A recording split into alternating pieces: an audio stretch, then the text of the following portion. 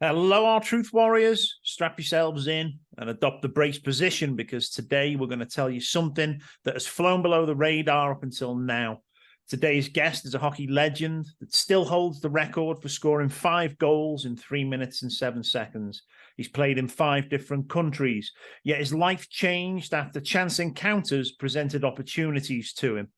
One of those opportunities that we're going to discuss today is actually 55,500 tons of gold and the disappearance of Malaysian flights MH370 and also MH17. Some well-known names and a heist like nothing else. He has written a book to tell his story, and today we're going to discuss just what happened. Welcome to the Atlantic Underground podcast, Boyd Anderson. How are you, sir? I'm very well. Thank you, Chris. Thank you for the introduction. I want to start out today because I have so much to say. I'm going to speed it up as much as I can. I can talk for 4 hours about this. I'll try to speed it up, and I'm going to start with promoting my book, Under the Radar 537-555, very significant numbers. Okay. I was fortunate enough when I was 18 years old to play on a hockey line with 2 pretty good players, Tom Lysiak, who went number 2 in the draft that year. This was back in 1972-73. Now, I'm going to leave it at that and start my video. And trying to get rid of this. Okay, so here we go.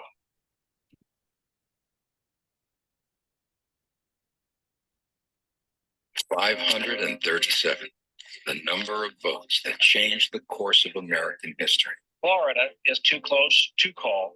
The difference between what was and what could have been. So this year, if you're thinking that your vote doesn't count, that it won't matter, well, back then, there were probably at least 537 people who felt the same way. Make your voice heard. Vote. I'm Barack Obama, and I approve this message. So now I'm going to tell you my story.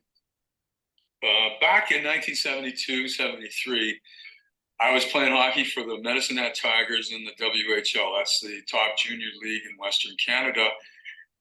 I played alongside Lanny McDonald and Tom Lysiak. One night, October 7th, 1972, Lanny was actually in the penalty box. I scored 5 goals in 3 minutes and 7 seconds. Now, this is a record that nobody will ever break. In fact, if you divide 5 into 187 seconds, you'll get one goal every 37.4 seconds. Now, the reason that's significant, October 7th, 1972, the night I scored the goals, it was actually Vladimir Putin's 20th birthday. It was October 7th that we just passed in 2023 was when Netanyahu declared war against Hamas. Yeah.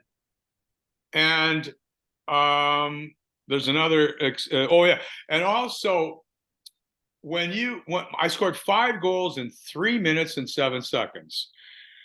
When you divide 5 into 187 seconds, it's all about numerology. Okay, the world is run today by the Rad Knights or the Freemasons, etc. And they run the world on numbers and symbols, numbers and signs.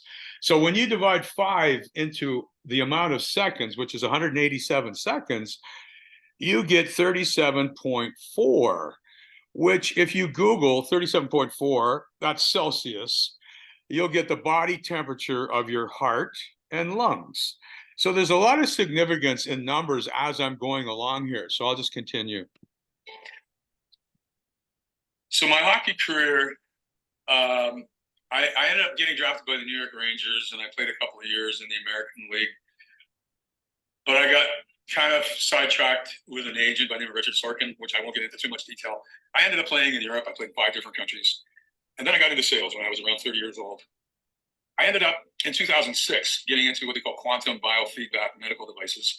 The device dealt on the principle that everything is energy, everything has a frequency. It was a device where you hooked up your wrists, your ankles, and your head with wires that hooked up to a box of frequencies and then into a laptop. The software was very diversified and would show the bodies turning. And it was a diagnostic and a therapeutic device. It helped thousands of people all over the world. And I was put in charge of sales for the province of Ontario in Canada, 12 million people. I knew from my past sales experience that if I could tap into the ethnic groups, that I could sell a lot of these biofeedback devices. It was not regulated back in 2006. So first of all, I tapped into the Filipino community, the Chinese, the Russian, the Polish, and I was selling 5 or 6 a week. They were selling for $20,000 a piece. And one thing led to another. And one evening, a Lebanese Syrian gentleman came in with his girlfriend. His name was Tarek, and his girlfriend's name was Nancy. And after an hour of presenting the product to them, Tarek said, "My brother's got to see this thing." I said, "Where does your brother live?" His name was Jihad, and he lived in Dubai. Formerly, there's a large Lebanese Syrian community in Ottawa, so that's where they were all from. But Jihad had, I guess, had enough of Canada, and he moved back to Dubai to live with his uncle. Their last name was Sharif, and they were close friends with the Bin Laden family, which has the largest construction company in the Middle East. So within 3 months, Jihad in Dubai helped me get a contract with a Saudi sheikh that was in charge of all the health and food for Saudi Arabia. He wanted to start 1,000 wellness clinics throughout the Middle East and put a device into each location. So I moved to Dubai. I sold everything. I had a penthouse in Waterloo at the Seagram Barrels warehouses. And I ended up selling everything and moving to Dubai in 2007. I was 53 years old. My book is titled Under the Radar 537-555. So throughout this story, you're going to hear the significance of those numbers, 537 and 555. When I moved to Dubai, I got introduced to Thomas. He was an established middleman that had for a long time been working with the Saudis. And he took a shine to me. I mean, he asked me if I wanted to go for lunch the first day I met him, and immediately started talking about over 55,000 tons of gold sitting on a military base in Thailand. I said, "Thomas, come on, where did it come from?" He says, "Well, I believe it came from the Shah of Iran. And in 1979, when the Ayatollah took over, they moved it to a military base in Thailand." Now, in 1979, 79 is the atomic number for gold. There's a lot of coincidences in this story as we go along. I could tell Thomas was infatuated to want me to believe him. And he started showing me photos of all his gold. In the pictures, I saw a guy standing in the middle of all the gold in Thailand. I said, "Who's that?" He says, "Oh, that's Richard, my partner."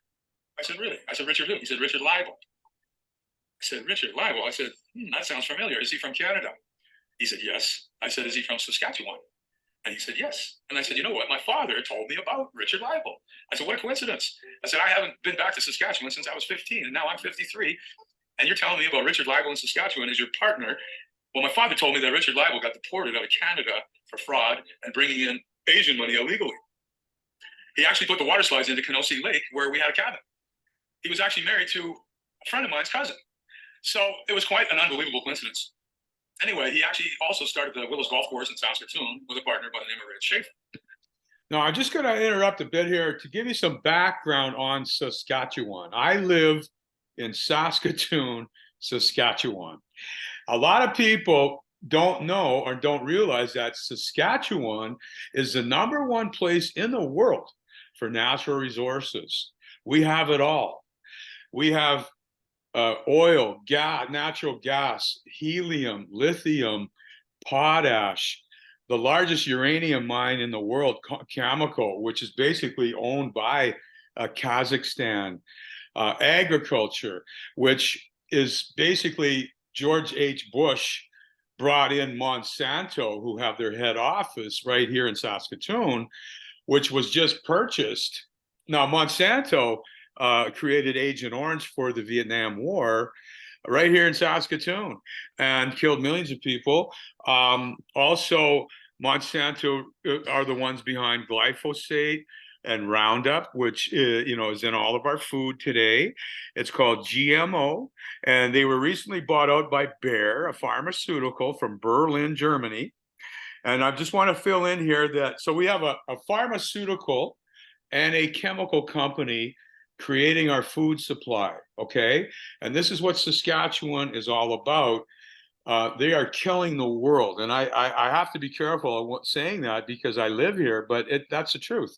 Yeah. And I'm going to jump to quickly just to the Ukraine for a minute. The reason that this war broke up broke out. And I'll talk about this later, but the main thing is Europe was always against GMO, modified food.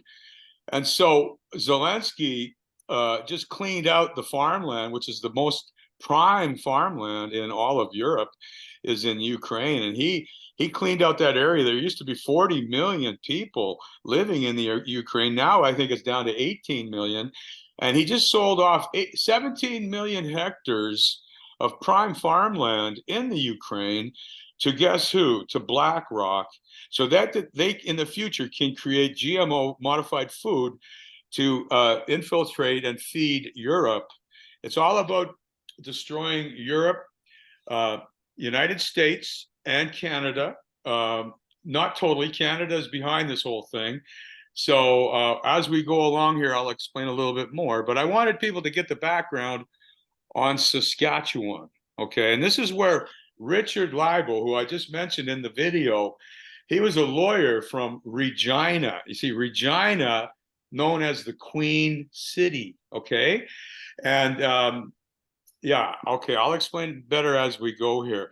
But see, we've been under the thumb of Queen Elizabeth for so many years, and you know, Rio Tinto, for example, is the Queen and now the King Charles's company called Rio Tinto, the mining company that's developing the largest diamond mine in the world, just east of Prince Albert, Saskatchewan. Yeah. So I'll continue here, and then we'll continue with the story here. And of course, yeah, and of course, Canada is crown land as well. So the land itself is all crown land. This whole story is all about Saskatchewan first, how they want to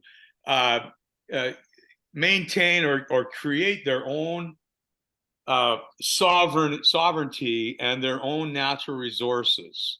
Yeah. Okay, because we've always been under the thumb of the Queen of England, and we're not a country. We're just a colony of the British Isles. So this whole New World Order program, which they showed me in 2008, the 16-year plan for the New World Order, which includes all these cryptocurrencies. There's a guy, these are the guys, Richard Leibel is the guy who created the cryptocurrencies, and along with the CIA.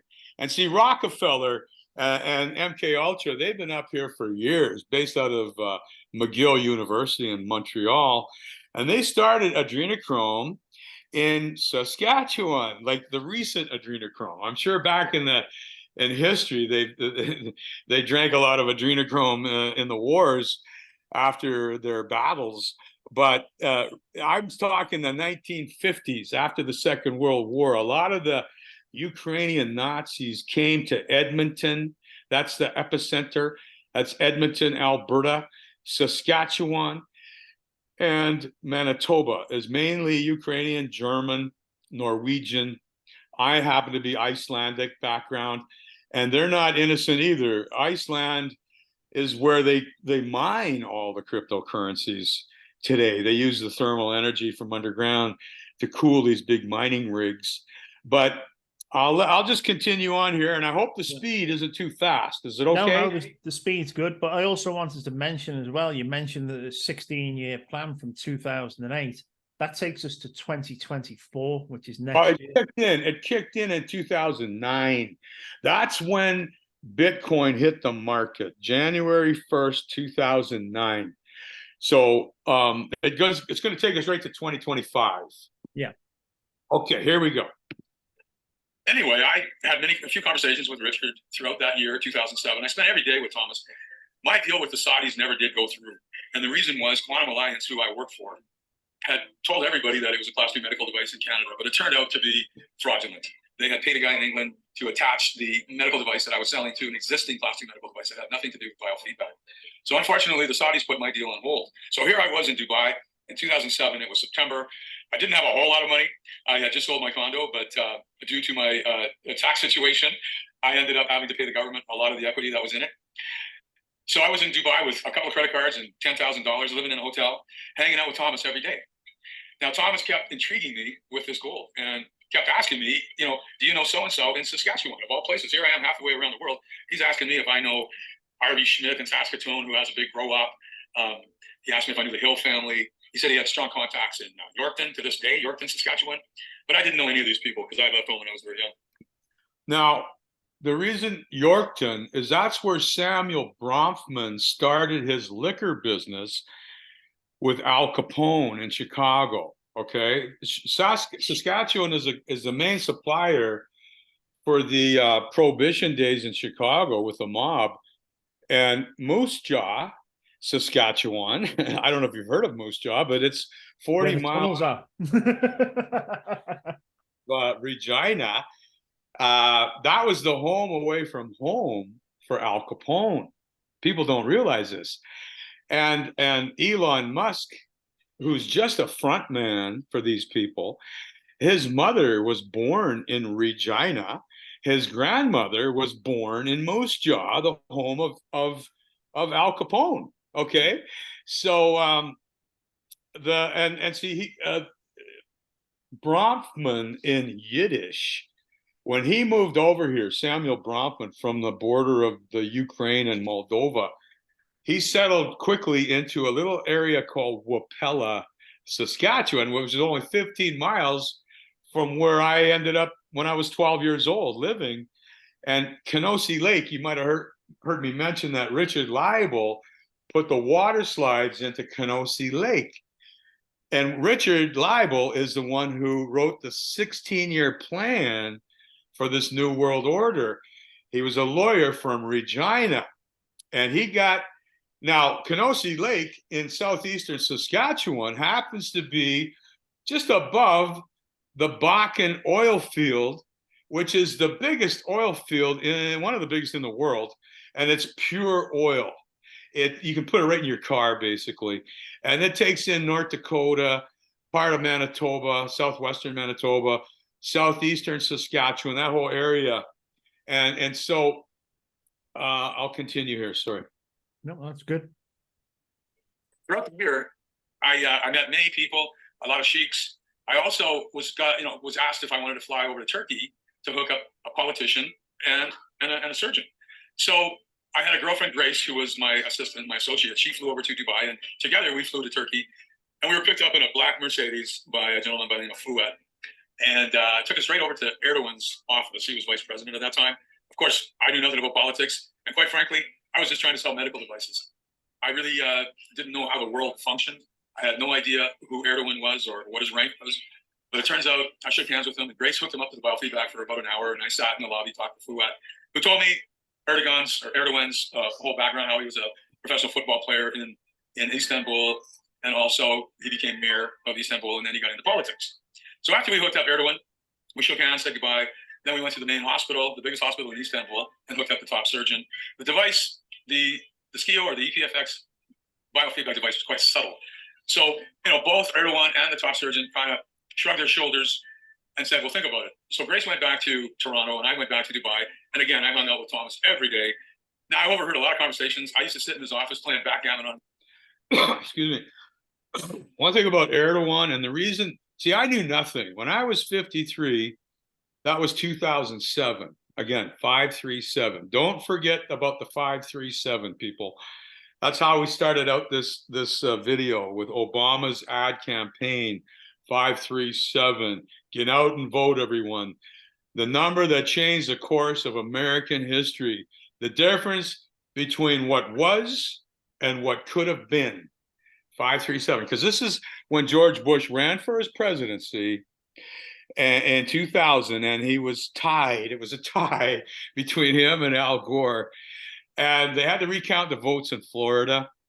And of course, who's the governor of Florida is Jeb Bush, George's brother. And how many votes did he win by?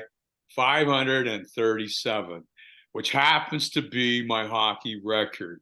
I had no idea. I was in Dubai in 2007 when I moved over there. I was living in Waterloo, Ontario, which is very significant. And I didn't know any of this stuff, but I was living in the Seagram Barrels warehouse and the penthouse. I had the penthouse.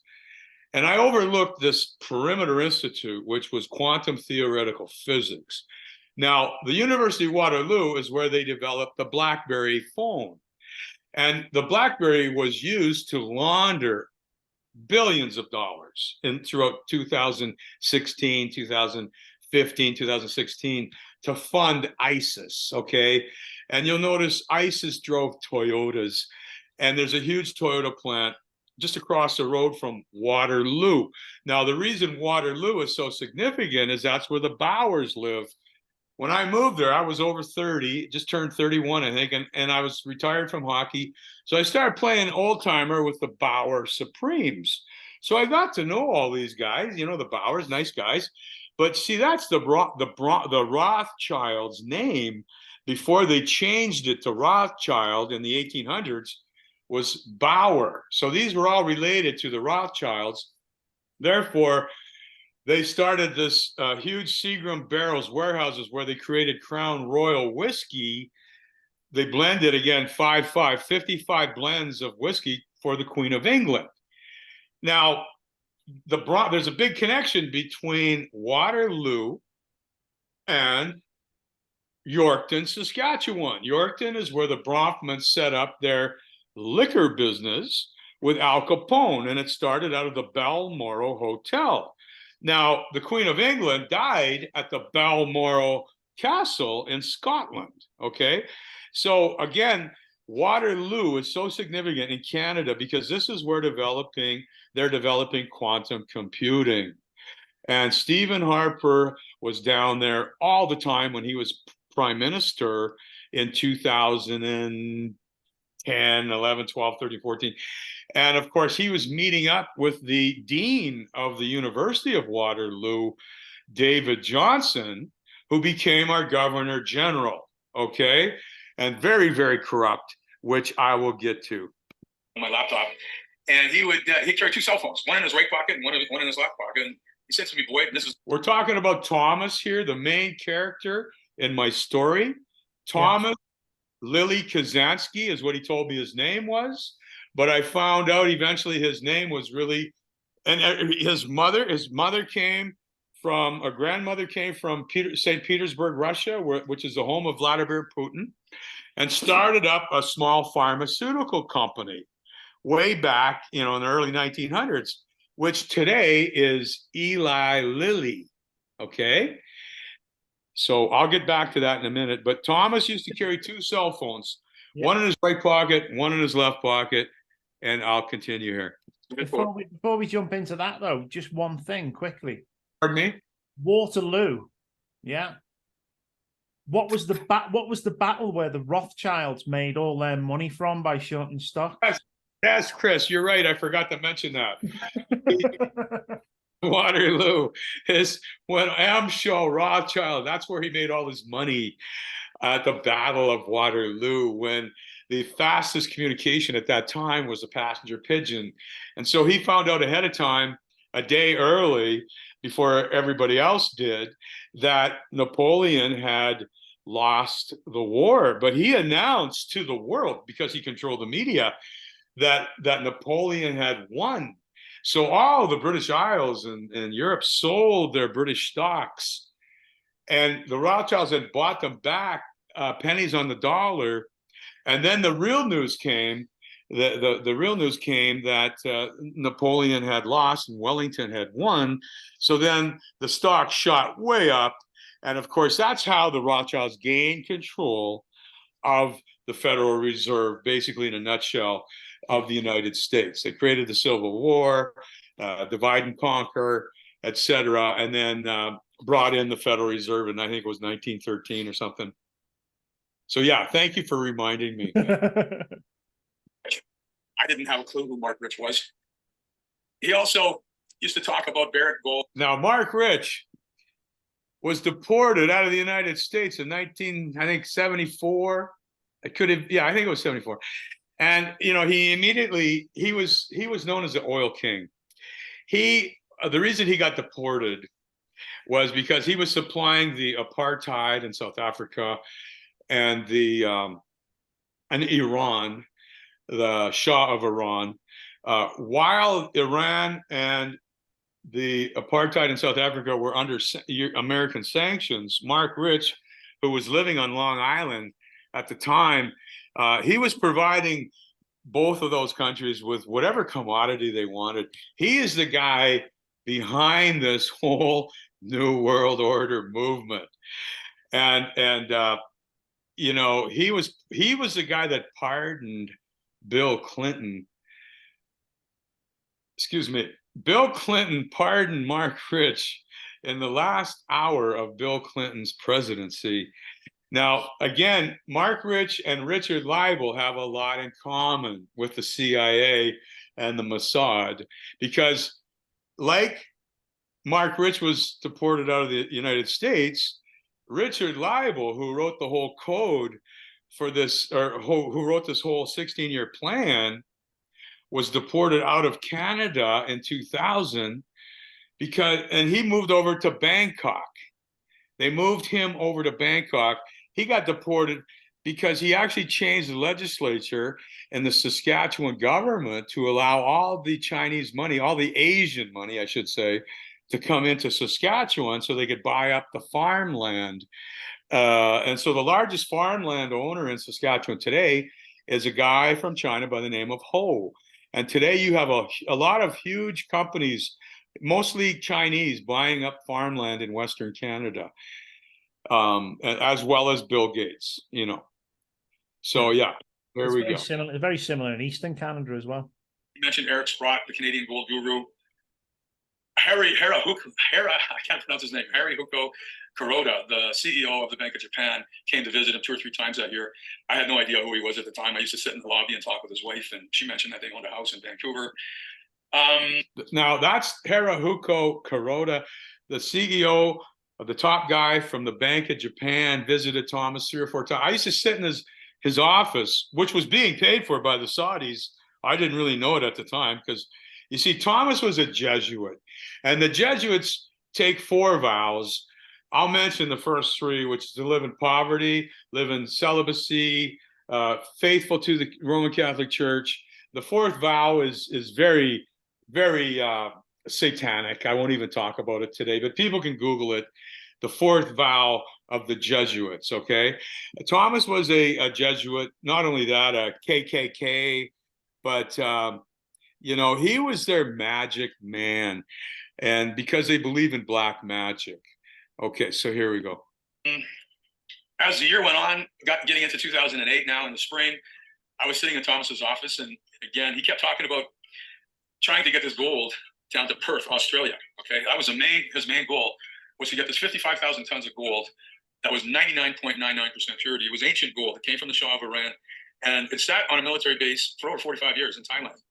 And the idea was to try to get the first 2 tons out on a passenger plane down to Perth, Australia, where the World Gold Mint is. Because he always said, Boyd, once you remelt gold, nobody can prove where it came from. As I listened more carefully to his conversations, both of his phones would ring every so often. He always said the one in his right pocket was hooked up to the Swiss Jews, meaning the Jewish bankers.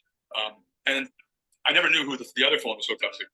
But I overheard conversations where, with Richard especially, where they'd have to try to find a pilot to put on a simulator so they could possibly take a plane up to 45,000 feet, cut off the oxygen, and all the passengers would die of asphyxiation. And quite frankly, I didn't know whether to believe him or not. I thought it was all legitimate. They were just trying to sell the gold off at a 20% discount. One day, Hussein Shazwani walked in. Now, Thomas, from the time I met him in September, would never stop talking about Hussein Shazwani. Hussein Shazwani was a very successful real estate developer in Dubai. And he came in to see Thomas 4 or 5 times when I was there. I actually hooked him up to the biofeedback device a couple of times, trying to get him to invest into my biofeedback business. Because I was just not selling any in Dubai. I attended the largest health show in the Dubai International Center, and I hooked up tens of people to my biofeedback, but just never sold them. Hussein Shazwani was very interested in the gold. In fact, Thomas, time after time, would try to convince Shazwani to invest into the gold, and they were talking $500-600 million. So later in the year, Thomas mentioned that he had just gotten back from laundering or washing about $10,000 worth of marked bills from another group of extremists in the Middle East. And it was a $10,000 sample of a $20 million package of American dollars that were all marked because he said he was an alchemist and he knew the procedures of cleaning money, which kind of surprised me because he wore a kippah under a baseball hat. He prayed twice a day. So I just took the assumption that maybe he was a Jesuit. I wasn't sure. Later in the summer, Mark Reich, as he pronounced it, came to Dubai. This was Thomas's banker. And Thomas mentioned many times, Boyd, I'm going to set up a Swiss bank account for you. I'm going to have Mark, my banker from Zurich, come to Dubai and set up a Swiss bank account because once we get this gold, we're going to be rich. We're going to have a lot of money and they'll deposit it right into your Swiss bank account. So about the middle of July 2008, Mark Reich came to Dubai. He stayed at the Marriott just down the road. And Thomas and I and another gentleman by the name of Dimitri met Mark at the bottom of the Marriott, at the sports bar at the bottom of the Marriott just down the street. Now, Mark Reich pronounced himself with a German accent. I had no idea who he was. I thought he was a depressed banker that just lost his job because he looked rather melancholy. He lit up a big Cuban cigar. And I just sat and listened to the conversation. The only thing I did say was, are you going to get the money, or excuse me, are you going to get the gold out of Thailand? And he simply looked at me and said, yes. So around this time, a year had gone by and I was actually running out of cash. So I said to Thomas, listen, I got to get back to Canada, but I am going to stop into Bangkok on my way back and visit Richard. So about a day before I left Dubai, around the end of July in 2008, Thomas hands me a 20-page document in an envelope that hadn't even been opened. And he said, here, have a look. So I took it outside and I opened the envelope. And it was about a 20-page document all about Bitcoin. Of course, this is before Bitcoin came on the market. It was all about the blockchain, the ledger on the internet that the Bitcoins run on, and the fact that the Swiss Jewish bankers have the code. It talked about Brexit, how England was going to separate from the European Union. This is 8 years before it happened. It talked about ISIS. I forgot to mention that in April of 2008, Thomas asked me to leave the office for a few minutes. That he had a meeting. And as I was walking out, al-Baghdadi was walking in with 3 other Arabs. Now, I didn't know who he was at the time, but I definitely recognize him today as I see his picture all over the newspapers. I wanted to mention, too, that in that 20-page document, there were 10 pages. Well, I'll go through it. It was all about Bitcoin. It was all about the blockchain and the fact that the Swiss Jewish bankers, I'll say Khazarian Jewish bankers, because I'm not anti-Semitic. I want to make that clear. These are not real Jews. These are the fake Jews out of the, and I will just read something here. Revelation 2:9. And honestly, I was never a Bible guy my whole life. I tried to read it many times, but I could never understand it. But recently, a lot of people are helping me out with the Bible and quotations. So this fits in right now. Revelations 2:9. I know thy works and tribulation. This is Revelation 2:9. I know thy works and tribulation and poverty, but thou art rich. And I know the blasphemy of them which say they are Jews and are not, but are the synagogue of Satan. Okay, this is who we're dealing with. And I'll tell you, everybody, right now, I've never owned a crypto in my whole life. I could have had 100,000 Bitcoins. But as we go along, I think you'll understand I would have been a sacrifice. Would it be right in thinking as well, you mentioned the Swiss Jewish bankers that hold the actual codes to the Bitcoin. Would it be right in thinking that Mark Rich was also a Swiss Jewish banker? Absolutely. Absolutely. Glencore was founded by Mark Rich. Glencore owns Canada. They own our pension plans. The CEO of our Canadian pension plans once, and I'll get to that, but once he invested $4 billion from the teachers' pension plan and the Canadian pension plans together, there was like 7 or 8 billion went in. But this was in January 2016. That's when Glencore stock was previously a $500 stock in 2012. And the main investor then was the Norwegian government. But by January of 2016, this is 2 years after MH370 took place, but in January 2016, it dropped down. Glencore stock dropped down to $71. And this is when the Canadian pension plans jumped in And now it's back up to over 500. It's almost $600 today. So yeah, that's exactly right. And the guy that invested it, the CEO of the Canadian pension plans in 2021, in the middle of the coronavirus, he quit the government and he fled to Dubai, and that's where he lives today. Okay. So when I questioned Thomas, after the meeting with al-Baghdadi, I said, "Who are those guys?" He says, "Oh, just some extremists, no big deal." He just shoved it off. So the day before I left Dubai, in the end of July 2008, after reading this 20-page document, it was all about, again, Bitcoin, the blockchain, how they have the code, which means they can steal your money, Kraken, release the Kraken, which I'll get to in a few minutes, the creation of ISIS, Brexit. They talked about the election in 2016 in the United States. They talked about interest rate hikes that we're seeing today that will continue to go on, and the fact that they want to try to disrupt the economy in the United States. So with this information, Thomas, I handed him back the envelope, and he said, "Oh, by the way, Boyd, Richard just found a pilot from Malaysian Airlines to put on a simulator." So without hesitating, I said, "Well, what are you going to give him?" He says, "Oh, probably 10 million US and a villa in Bali." So honestly, I didn't know whether to believe this story or not, but I hopped on a plane the next day to Canada via Bangkok, and I got off in Bangkok. I spent 5 days. I visited with Richard for 3 of them, and he basically confirmed everything. He knew about my hockey record, 5 goals in 3 minutes and 7 seconds, because that became my number. 5307 had been my favorite number, and I use it as my password. I shouldn't tell everybody, but I'll be honest with you, it was my number my whole life. And of course, he knew about my record. He knew nobody would ever break it. He also confirmed that he had been writing what was now called the 14-year plan for the New World Order. This is what I read. Now, when I said 14-year plan at the time, being naive and not understanding the Jewish festivals, the Feast of Trumpets and all this other stuff, you see, that's why my title is Under the Radar 537-555, but my subtitle is Trumpence, to ironically mean, and I'll read you the meaning real quick here. This is my definition of trumpence, which is from the Urban Dictionary. It's not, but it sets the tone for my book. It's the trumpence, the return on investment of a con, bribe, theft, or fraud. This can include the direct financial benefit of a scam or plot, but also can be used to represent the emotional boost a narcissist or sociopath gets from feeling superior to those that they have manipulated and tricked. You should always make sure that the target of your scam isn't overly intelligent. Then you can play on their fears and maximize your potential trumpence. So, just leave it at that right now. And it took him 7 years to write this whole program. Oh, and he also, yeah, the reason I said 14 years is I forgot about the Shemitah, the double Jubilee. Okay. After every Shemitah, this is the Jewish 6-year, it's a 7-year plan, right?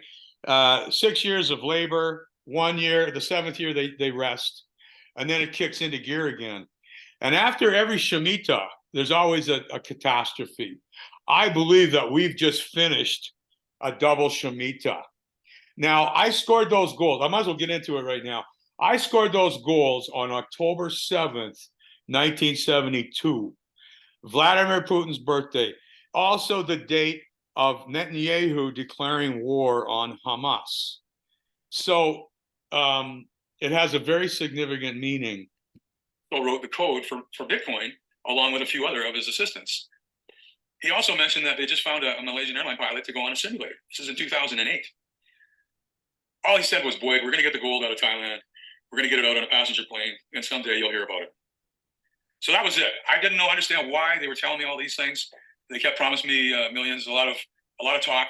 So I hopped on a plane and went back to Canada. Ended up in a city in Saskatchewan, because that's where my mother lives. It's called Saskatoon. I had no idea what I was going to do in Saskatoon. I had come back from Dubai with not a lot of money. I noticed a high crime rate, so I actually got into selling security systems.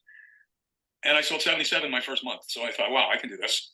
So I continued to do this for 2 years. And in the meantime, I met a beautiful girl in Saskatoon, started a relationship. I kept phoning Thomas just to see what's going on, because I actually left 2 of my devices with him. I left him a brand new device and a used one and some clothes, thinking I would go back because he did intrigue me with this gold.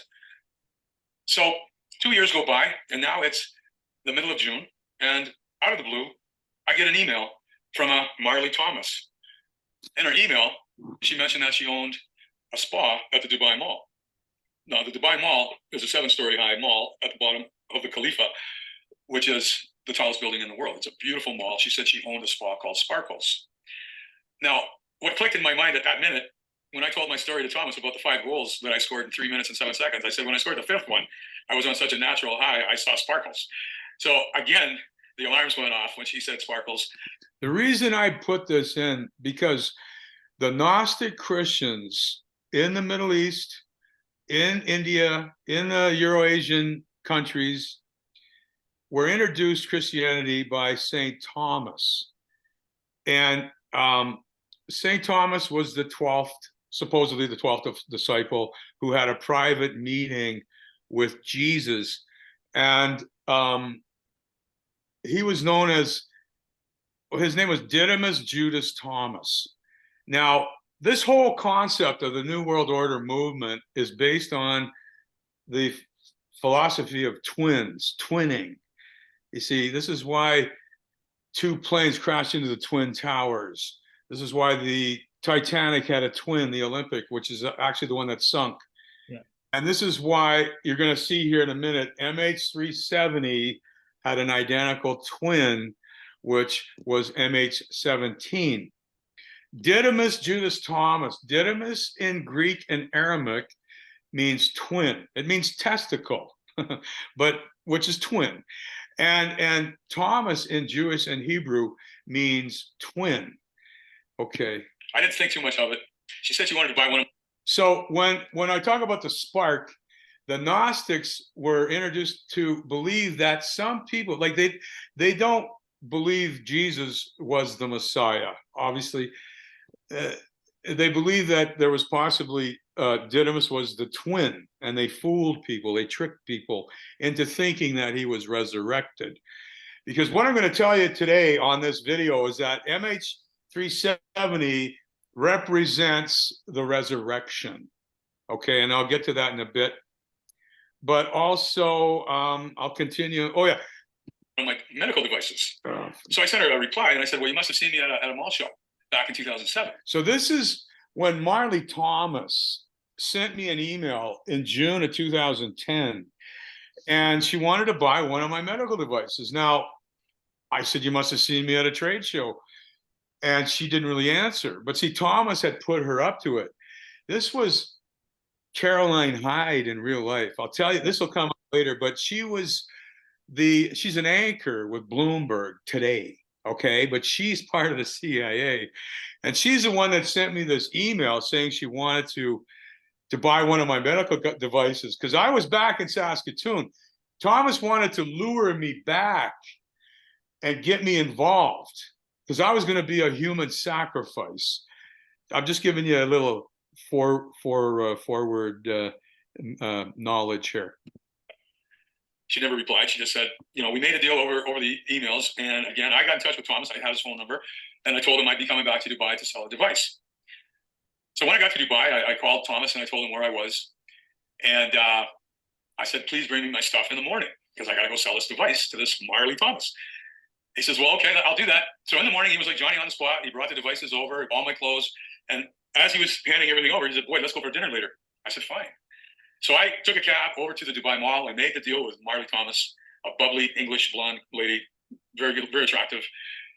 And after the deal was done, all of a sudden she brings out photos of her so-called boyfriend in Fort Lauderdale standing in front of a Ferrari. And I'm thinking in the back of my mind, why is she showing me photos of her so-called boyfriend in Fort Lauderdale? But now I do, and I'll get to that later. So that evening I went out for dinner with Thomas, and we're sitting there at the table, and he starts flipping a Bitcoin in the air. This is June of 2010. He says, boy, they're worth 30 cents now. Do you want to get involved? And he said, by the way, Hussein Shizwani just committed 600 million to the gold. And I had this feeling of wealth go through my body. I got red in the face. I hadn't experienced that feeling before. It was a feeling of extreme wealth.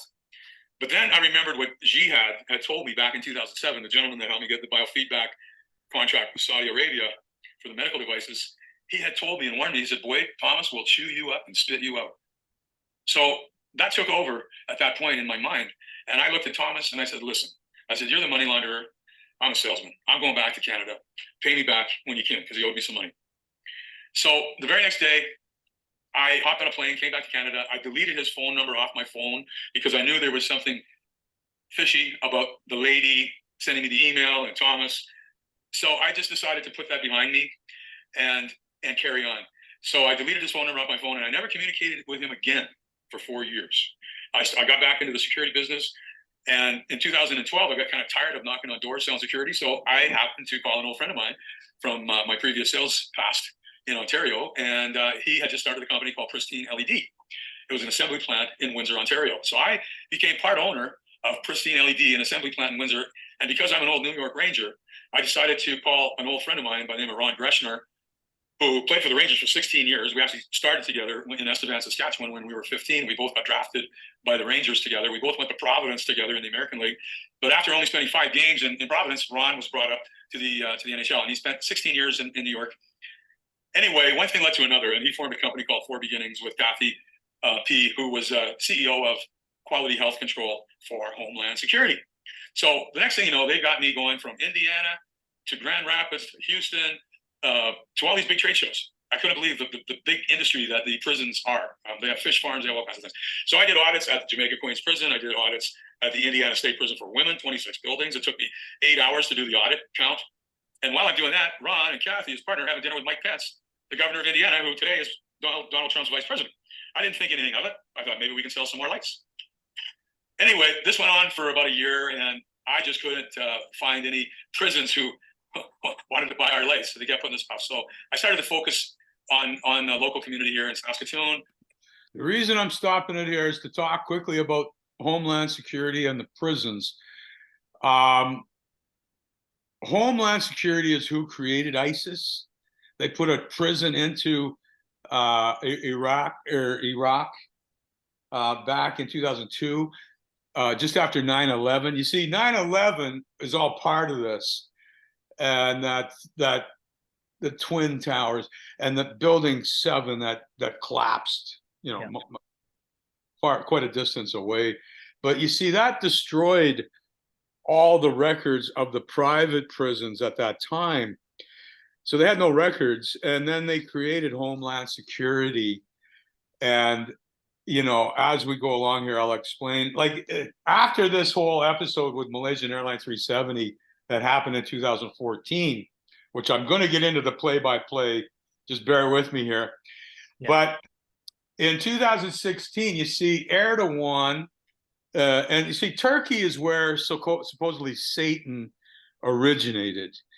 And see, Erdogan, it was their big ally. That's why they flew me and Grace, my girlfriend at the time.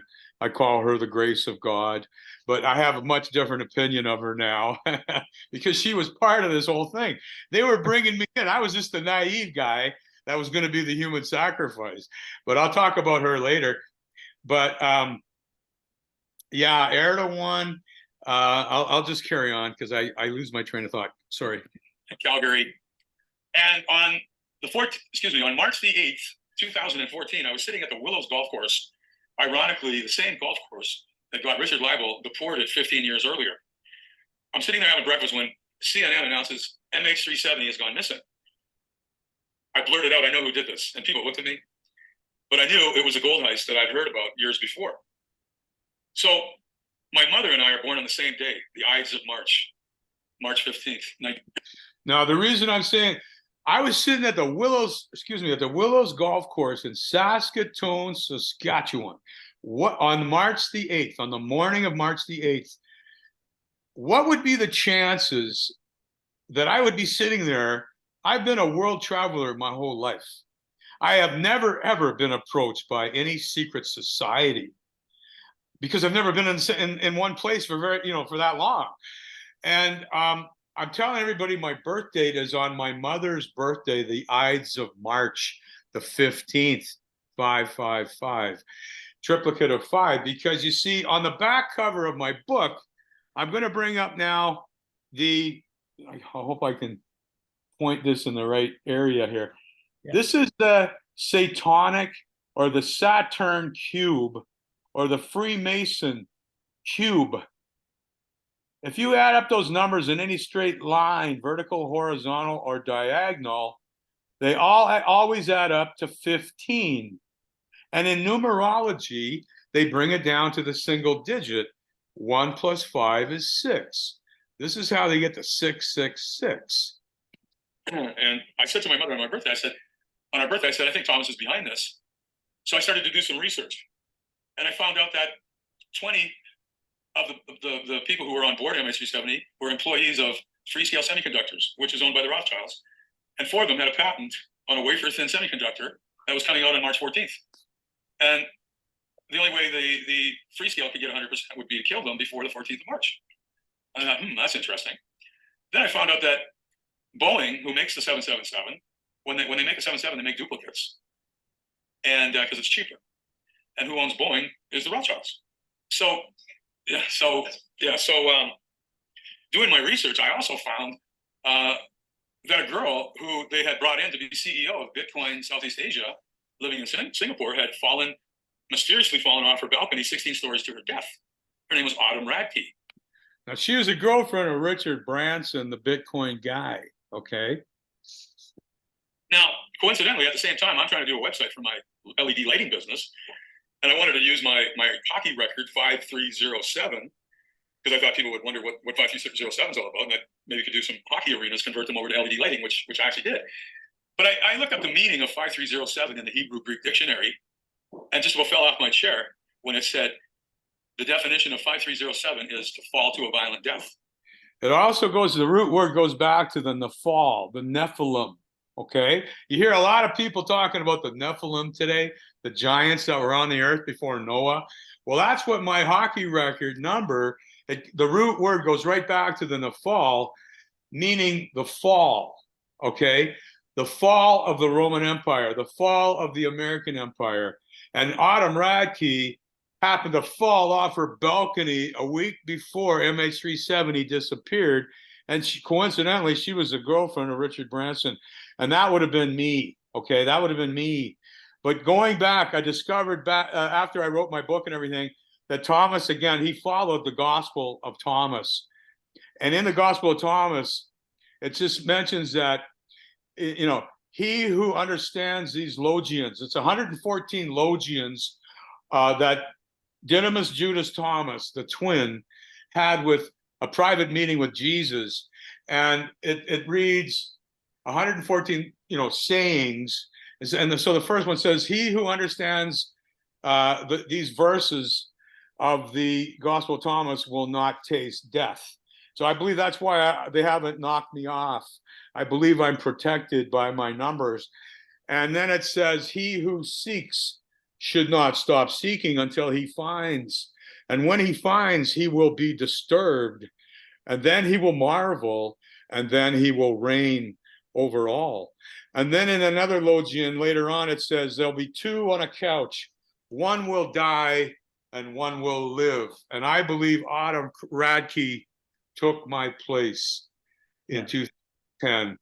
And then just a week before MH370, she mysteriously fell off. She was the CEO of Bitcoin Southeast Asia, living on the 16th story of an apartment building.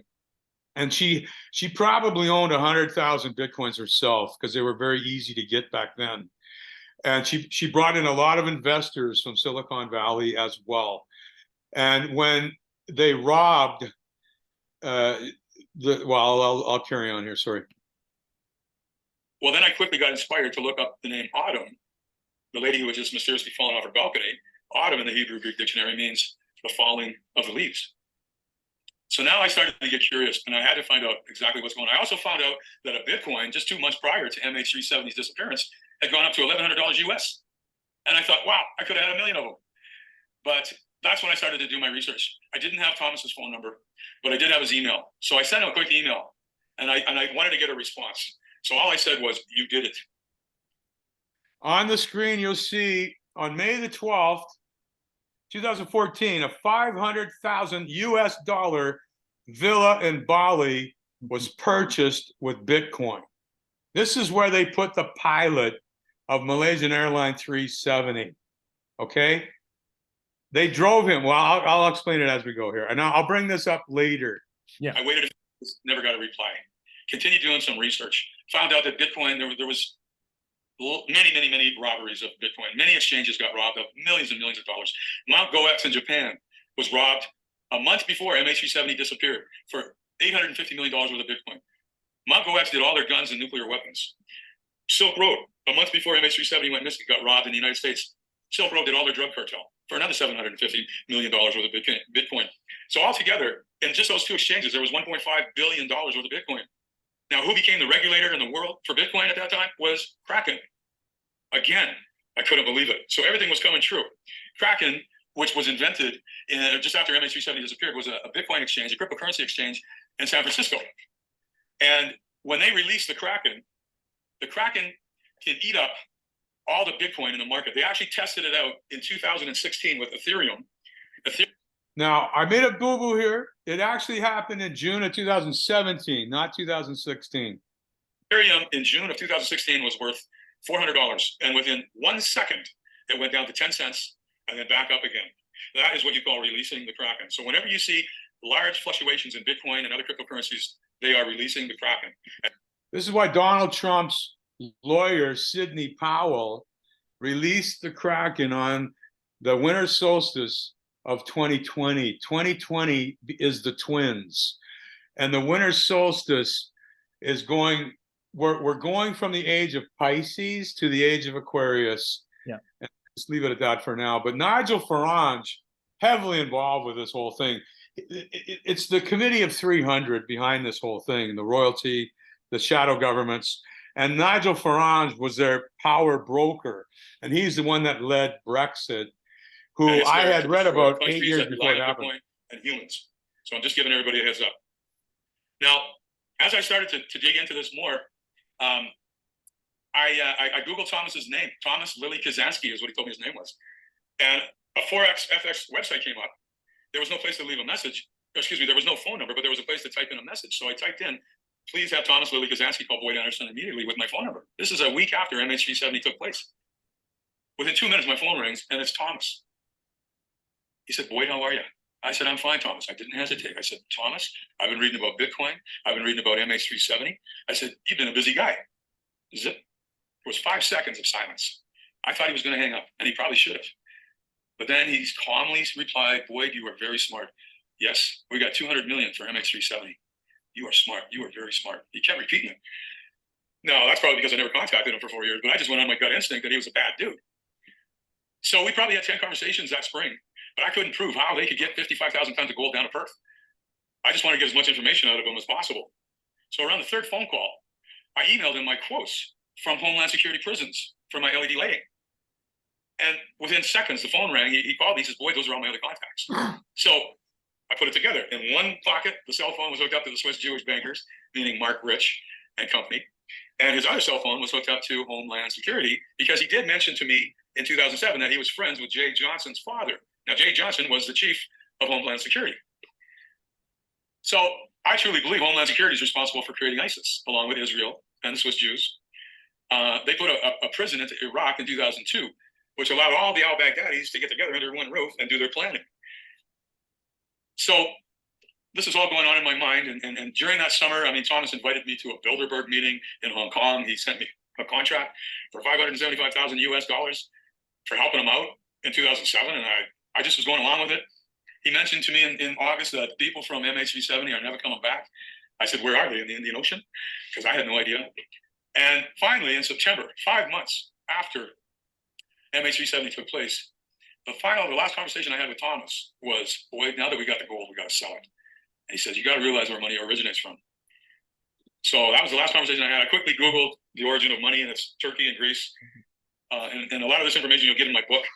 But 3 days later, I get a phone call in the middle of the night from an Ivan with a South African accent. Now, he said, Boyd, this is Ivan. I'm Thomas' South African friend. I'm just calling you to tell you that Thomas had a stroke, and he's talking like a baby, and we're not sure he's going to recover. So as soon as he said talking like a baby, I knew Thomas was right beside him telling him what to say, because he used to use that phrase when I was with him in 2007, for fun, talking like a baby. So this Ivan had a sharp South African accent. So I wondered who he was. So anyway, I kept doing my research, and finally in January 2016, I discovered that there were 3 jumbo 747s left abandoned at the Kuala Lumpur airport. For over a year, they sat there on the tarmac. Nobody claimed them. I mean, sometimes I forget where I leave my car in the parking lot, but who forgets where they leave their jumbo 747? In fact, 3 of them. So the story was all about the airport auctioning them off, and the proceeds would go to pay for the storage of these 3 jumbos. 2 of them came from Icelandic Air, and one came from what I believe Abdul Mowbray in Fort Lauderdale. That's getting back to the relationship that this Marley Thomas, I found out later, looking on television, I recognized her as an anchor with Bloomberg. Her name is Caroline Hyde, a beautiful English girl, blonde. I mean, it's not difficult to recognize her. So when I found out about these 3 jumbo 747s, I just said, cha-ching. This is it, bingo.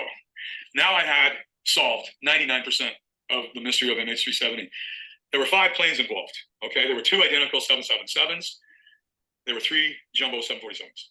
Now, just after midnight on March the 8th, it was March the 7th, Western time. Again, 3rd month, 7th day, 5 planes involved, 537. There were 2 MH370 leaves Kuala Lumpur, 239 people on board. They had smuggled 2 tons of the gold from the military base onto MH370. That was the 2 tons Thomas always talked about. They described it on the manifest as 2 tons of mangosteen, but obviously the people at the airport were involved with this. So it was actually 2 tons of gold. MH370 takes off. The pilot had been on a simulator for 6 years, practicing what he was about to do. He takes off, and over the Bay of Thailand, which is the Strait of Malacca, takes the plane up to 45,000 feet, as recorded by the New York Times. At the same time, MH17, you know the 777 that went down over Russia 4 months later? They say the Russians shot it down with a missile. Well, that's not true. I'll tell you about that one in a minute. But MH17 comes flying by. Now, the people behind this was the CIA, Department of Homeland Securities, the Russian KGB, and the Israeli Mossad. Okay, they came flying by in the identical twin to MH370, which is MH17, and they picked up the radar because both planes were equipped with onboard explosives, stealth technology, which means they can pick up the radar, turn it off, and autopilot. MH370 stays up for 23 minutes to make sure everybody's dead of asphyxiation. Then it comes down under the radar. That's why I named the book Under the Radar, and it lands on the northern tip of Indonesia at an airport called Banda Aceh. It can handle a 777. That's where they offload the 2 tons of gold. And then MH370 goes north to Kazakhstan. They hide it in the Cosmodrome. That's a Russian spaceport. Now, I forgot to mention that Thomas was looking after the president of Kazakhstan's nephew, Rahim. I met him many times. He treated him like a son. And he always said, boy, we can use the Cosmodrome if we need it. So this is what happened. They stashed it away for 3.5 months. They hid it. And I'll get back to what happens next with MH370. All the bodies were drained of blood.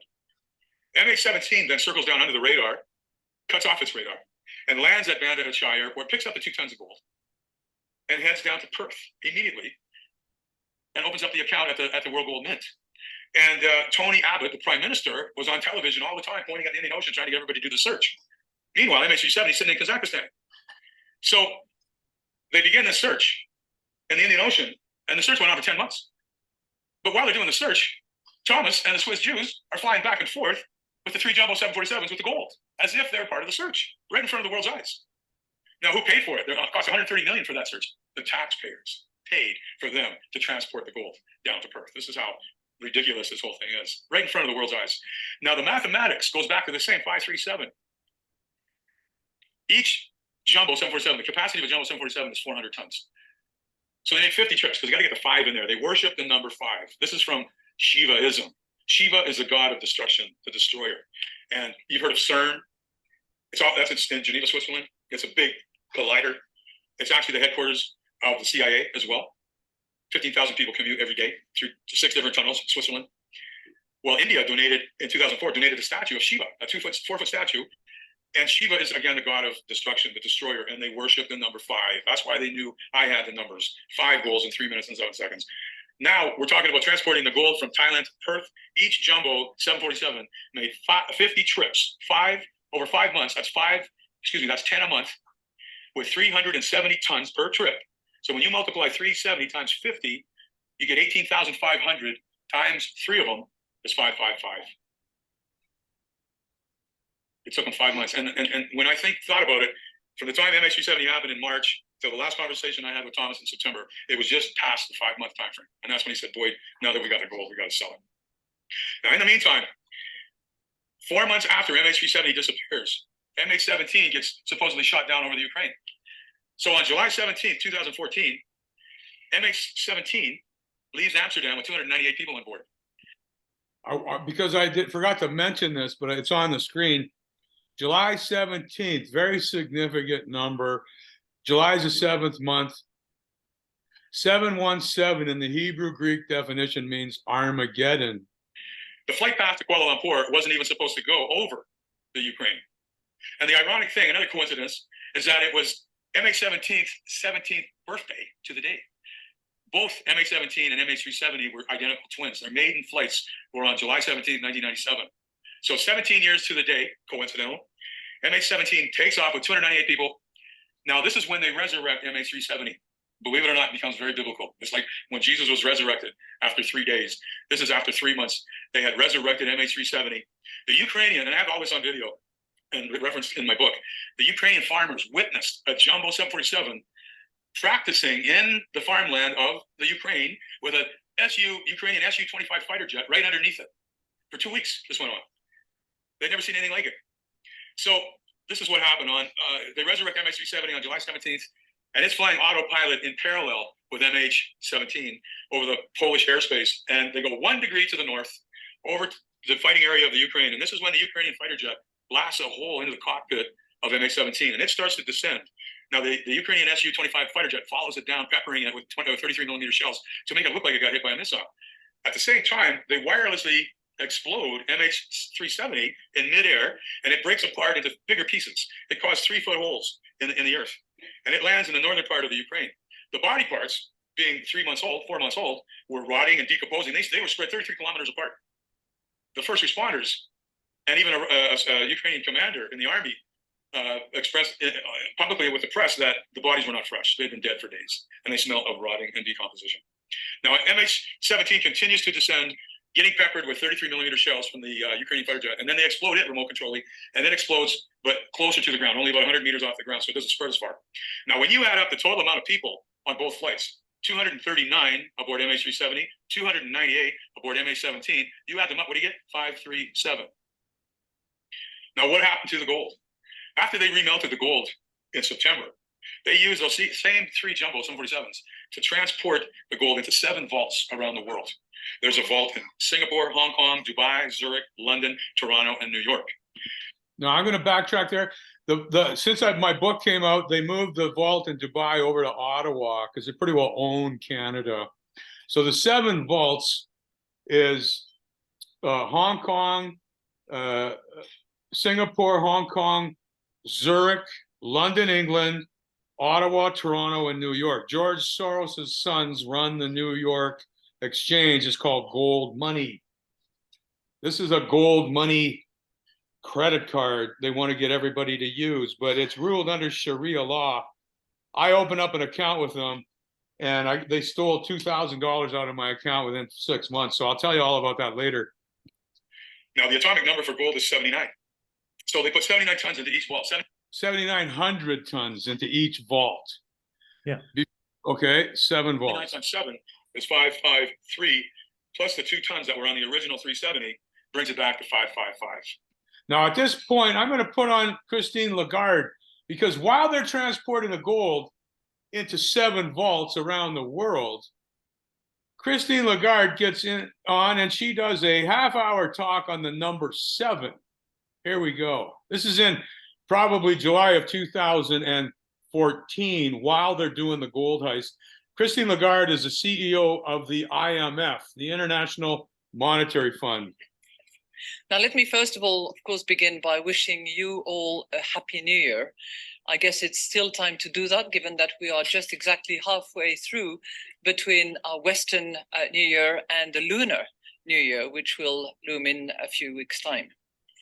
I think it's also appropriate to wish ourselves a Happy New Year, given what I would like to talk to you about, which has to do with the global economy and what we should expect for 2014. Now, I'm going to test you numerology skills by asking you to think about the magic 7. Okay? Most of you will know that 7 is quite a number in all sorts of themes, religions, and I'm sure that you can compress numbers as well. So, if we think about 2014, all right, I'm just giving you 2014, you drop the 0, 14, 2 times 7. Okay, that's just by way of example, and we're going to carry on. So 2014 will be a milestone and hopefully a magic year in many respects. See, she mentions magic year. See, Thomas was their black magic guy. Okay. Yeah, it's pretty crazy. So I'll go back here. So when I started to do more research on this, I found out that the only company that has access to these 7 vaults is Gold Money. It's called BitGold, which I had read about in the original 20-page document.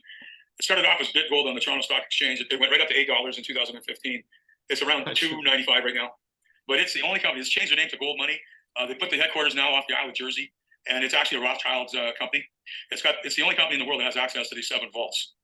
And this is what's going to run the New World Order, along with Bitcoin and all the cryptocurrencies. Bitcoin will probably crash within the year. Now, I made a boo-boo there. I meant to say Bitcoin will crash at the end of 2023, 2024. But now that I hear these people talk, like they're really promoting Bitcoin today, even Robert F. Kennedy, that's why I know he's another fraudster.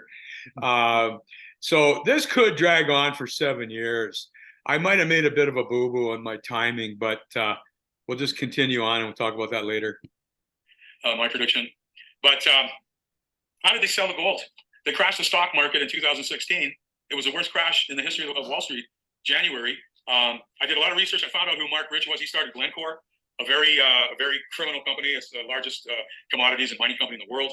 And he supposedly died in 2013 because I remember getting a phone call in June of 2013 saying, from a Swiss bank saying, do you want to keep your bank account open? And I said, no, we'll close it, because I hadn't communicated with these guys for over 3 years then. But who took over Glencore is Ivan Glasenberg, who speaks in a sharp South African accent.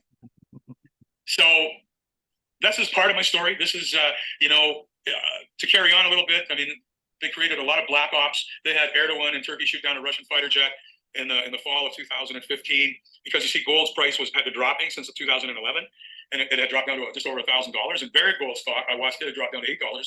And be darned if John Baird, Canada's former Minister of Foreign Affairs, quits the government and goes to work for Barrick Gold. Now, why would he do that? So they had to drive the price of gold back up. And that's why they created Brexit, fear and uncertainty. They had Erdogan from Turkey shoot down the Russian fighter jet. They had all these black ops in Paris and Brussels and Florida.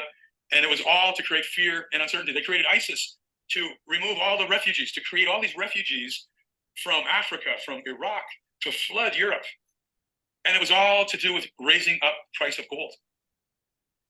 So that's what happened. The biggest winner in Brexit, because of course they knew about it before it happened, was George Soros and Kazakhstan. They're the ones that made the most money. It's all in my book. George Soros in May invested $438 million into Barrick Gold. And now you can see that he capitalized on Brexit. Now, I just want to mention on Brexit Day, which I had read about, it was part of the 20-page document in 2008. That 16-year plan kicked in 2009, in January 2009. So it takes us from 2009 right up to 2025. Okay. So as we go along, Glencore, who have their headquarters in Regina, Saskatchewan, in January of 2016, another thing happened is Ivan Glasenberg unloaded 40% of his agricultural business to the Canadian pension plans. And they were able to buy into Glencore at $71. I mean, 2 years prior, it was a $500 stock. Now the Canadian pension plans bought in at $71. Today, it's back up to $400. So the Canadian pension plans are loaded because, you see, commodity mining is kind of going on the way down because they want to replace gold with Bitcoin and all these cryptocurrencies. So agriculture is now on the way up. So now you've got Glencore trying to do a takeover of Bunge. Glencore is once again on the hunt for deals, including the approach you made to Bunge. Here's what I'd like to know, and I think helps to inform people about your company and about how you think. Why does Bunge interest you? And what did Glencore's ambitions say about your expectations for the health of the global trading system? Yeah, Bungie, we've always said we got three real departments within Glencore. We have the metals and mining side, mainly metals. We have the oil side, energy, coal and oil, and then we have the agricultural part of Glencore. In the metals and mining side, we are one of the three biggest mining companies in the world. Well, we're a bit smaller, but pretty big in the oil trading side, where we handle around about 5 million barrels of oil a day. So pretty big on the trading side. In the ags, we weren't the big player. So what we decided a while ago, during 2015, if we could bring in partners, and we brought in a partner into our ag business, we brought in the two Canadian pension companies, but we wanted partners who wanted the same ambitions as us and wanted to grow the business. Backed by the Canadian pension plans, and their headquarters happens to be in Humboldt and Nipawin. Another coincidence, thinking about the Humboldt Broncos. I don't know if you heard about the Humboldt Bronco hockey team. Yeah. Yeah, that was a sacrifice to Satan. 16 people lost their life that day. I think 10 or 11 of them were the hockey players. One of the fathers of one of the players who died in the crash is now one of my best friends. I mean, he understands now that it was a sacrifice to Satan. I could talk about that for another hour as well. Stephen Harper involved, the Canadian government. It's all about agriculture. Bungie is in the top 5 of the agricultural businesses in the world. And you see, not long ago, Merrick Garland, another Khazarian Jew, he fined Glencore $1.2 billion for bribery and all that other shit. Excuse my language. And but that's just a drop in the bucket, because they're the one. That's just the company that Mark Rich founded, and they're the ones that created Bitcoin and all the cryptos. So they made trillions, and they paid $1.2 billion in a fine. Big deal. And so now this Ivan Glasenberg, this is the guy that called me to tell me Thomas had a stroke and he's talking like a baby. They were holding the co-pilot of Malaysian Airline 370 in Dubai. The main pilot, he got off in Banda Aceh, which hopefully we'll get to. And right on that corner where the crash was for the Humboldt Broncos is a huge Bungie site. Yeah, right on the corner where the crash was for the Humboldt Broncos, you got Cargill on one corner, which was never in the canola business. Canola oil is what this is all about. Canola oil is not fit for the human body. This is why I say Saskatchewan's killing the world by using chemicals and pharmaceuticals in their GMOs. But canola is a bastardized synthetic counterfeit of the mustard seed, and it's there to destroy people. But see, last year, 2 years ago, after the crash, Cargill, another satanic family, they profited something like $300 billion in their annual sales, and they're now into the canola business. Yeah, I'll carry on here. So are these all coincidences? On the other corner, kitty corner, you've got Bungie, a canola crushing collection company, Bungie. They were both on the corners of where this Humboldt Bronco hockey team crashed. And there was another recent crash in 2022 on the corner. You see, they worship the number 6. So in 2022, there was a crash where it happened on June 15th. June is the 6th month. 15th, 1 + 5 is 6. 6, 6. 15 people died on site just east of Brandon, Manitoba, another agricultural area.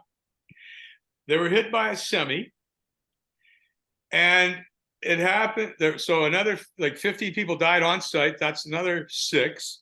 And it happened. The location of the crash was on Highway 1 and Highway 5.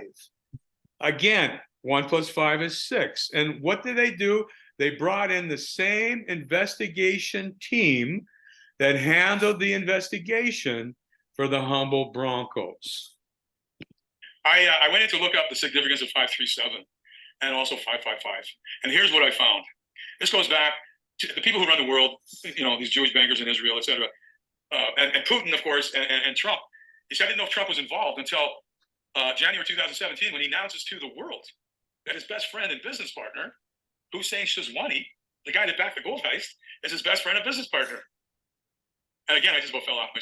See, Hussein Shazwani, from the time I moved to Dubai in September of 2007, from the time I left, Thomas could not stop talking about moving this gold down to Perth and get it remelted, and Hussein Shazwani. And then in June of 2010, like I mentioned in the video earlier, when he lured me back by having Marley Thomas, Caroline Hyde, the CIA agent, get me back over to Dubai. And this is when Thomas, around the 23rd of June, Brexit Day, was flipping a Bitcoin in the air in 2010, because they had a bunch of physical Bitcoins made up, like 10,000 of them, and they were selling them for $300 a piece in 2010, because nobody knew what a Bitcoin was. They're just scammers. But, this is when he, in one breath, said, Boyd, you want to get involved with Bitcoin? They're worth 30 cents now. And that's when I got red in the face and started sweating, because I felt this huge surge of wealth. I mean, I was on top of the world. And he said, Hussein Shazwani just committed 600 million to the gold heist, or to the gold. I didn't know it was going to be a heist, but I didn't know what was happening. And so, it turns out Donald Trump's best friend and business partner is none other than Hussein Shazwani. And by the way, very nice guy when you meet him. Yeah. See, it was him and the ruler of Dubai, the ruler of Abu Dhabi, and the ruler of Saudi, Mohammed bin Salman, Mohammed bin Salman came into Thomas's office probably 10 times when I was there, but I never was I was never introduced to him formally, but I would be sitting 10 feet away from him while he's talking to Thomas in the corner. I'm playing backgammon on my laptop. But I noticed later, recently, that at the time, in 2008 and 2007, when he'd come into Thomas's office all the time, he had just completed his university. I think he went to Egypt, Cairo, to do his university, and he had just finished his education, and now he was into this plan, which I had no idea what was really going on, but I've been able to put it together. Sure. Now, doing my reference on 537 in the Bible, 537 BC is when Cyrus, who was a Persian emperor, captured Babylon. He was married to Isis. But that's when he freed 50,000 Jews and allowed them to go back to Jerusalem to rebuild their second temple. And this is why in Israel, they called Trump Cyrus when he was first elected in 2016. And this is why they made a shekel in Israel with Cyrus, the old Persian emperor who captured Babylon in 537 BC and allowed 50,000 Jews to go back to Jerusalem to rebuild their second temple. And this is why they had a shekel made up with Cyrus and Trump's head on the shekel. And that's why Trump moved the embassy to Jerusalem. And again, referring to Trump, this is why Trump is moving, or has moved, the embassy to Jerusalem so they can build a third temple. It's all about the next coming of Christ. Now, 537 AD was the first siege of Rome, when the Ostrogoths tried to capture the Roman Empire, and the Pope was saved by a Byzantine general, a Muslim general. His name was Vigilius. And this is when they stuck a Byzantine Pope in, and he reigned from 537 to 555 AD. And again, going back to the Masonic cube, you'll notice the 537 are the three in the middle going across, and 555, the number they worship, is in the middle. And I happen to have those numbers. Now, in the year 2000, when George Bush ran for president, they had to recount the votes. This is George Bush versus Al Gore, and they had to recount the votes in Florida. And of course, who's the governor of Florida? Is George's brother, Jeb. So they recounted the votes. Do you know how many votes he won by? 537. 537, the number of votes that changed the course of American history. Florida is too close to call the difference between what was and what could have been. So this is why in 2012, when Obama ran for president on his second term, his whole ad campaign, and you can Google this right now, just Google Obama 537, and you will get an advertisement. His whole advertisement campaign was 537. Get out and vote, everybody. The number that changed the history of America. The difference of what was and what could have been. 537. Now, 555 in the occult world means extreme death. In the Bible, King Solomon used to collect 666 talents of gold from the 12 tribes of Israel. Now, when you divide 12 into 666, it equals to 55.5 each. So is that another coincidence? The reason I wrote the book is that. And just before we go on here, I wanted to mention too that the obelisk in front of Washington State Building in Washington, D.C. is 555 feet high. And supposedly it's 111 feet in the ground, which brings it back to 666. Yeah, which is also, sorry, it's funny. It's also as well. The obelisk there is, they were all brought from Egypt. One stands in the city of London, principality in its own right, where the Bank of England is. The other one stands right in front of the Vatican, principality in its own right, doesn't abide by the laws of the country. Washington, D.C., the other obelisk. So we've got these, the triangle of power with these three areas that do not abide by the laws of their countries. I mean, they could have made an obelisk. Why? You know, I never really got to the bottom, and it's probably very esoteric, but they imported these obelisks in from Egypt to be erected right in these principalities of power. Absolutely. And 537, another significant date for 537 AD was when Justinian in Constantinople, which today is Istanbul, created the Hagia Sophia. This is when he renovated from Muslim to Christianity, and he started the renovation of the Hagia Sophia Mosque. It's a huge mosque in Istanbul, and he started that renovation in 532 AD and completed it in 537 AD. Yeah. Bible, King Solomon used to collect 666 talents of gold from the 12 tribes of Israel. Now, when you divide 12 into 666, it equals to 55.5 each. So is that another coincidence? The reason I wrote the book is that when I looked up my number 5307 in the Christian Bible, it means that I am a representative of a God or kings to other nations and kings for the goodness and the salvation of mankind. So I honestly feel that I'm a messenger. And today I just wanted to express my sincere knowledge, my sincereness of waking up everybody and understanding that, you know, who ordered the MH370 to Kazakhstan was Mr. Putin. Who was involved with the people who backed it, the 600 million, with Hussein Rouhani, was Donald Trump. So you wonder what they talked about in Helsinki 2 days ago in a private meeting. Well, who knows? Maybe it was about the gold. Maybe it was about Bitcoin. Maybe it was about the New World Order. Okay, so I just want to talk again, one other thing about 5307, my hockey record. If people want to Google it, religious people, Google 5307 in the New Christian Bible. I'll just read it to you. It reads, "Shall we find a man like this, in whom is the Spirit of God, means regarding an influx of truth containing good received from within, and so containing the celestial of the spiritual. This is clear from the meaning of a man as truth. The Spirit of God, the Spirit of God is that which goes forth from the divine, and so from absolute good, for the divine is absolute good. That which goes forth from this is truth containing good. Actually, the Spirit is the instrument by means of which it is brought forth.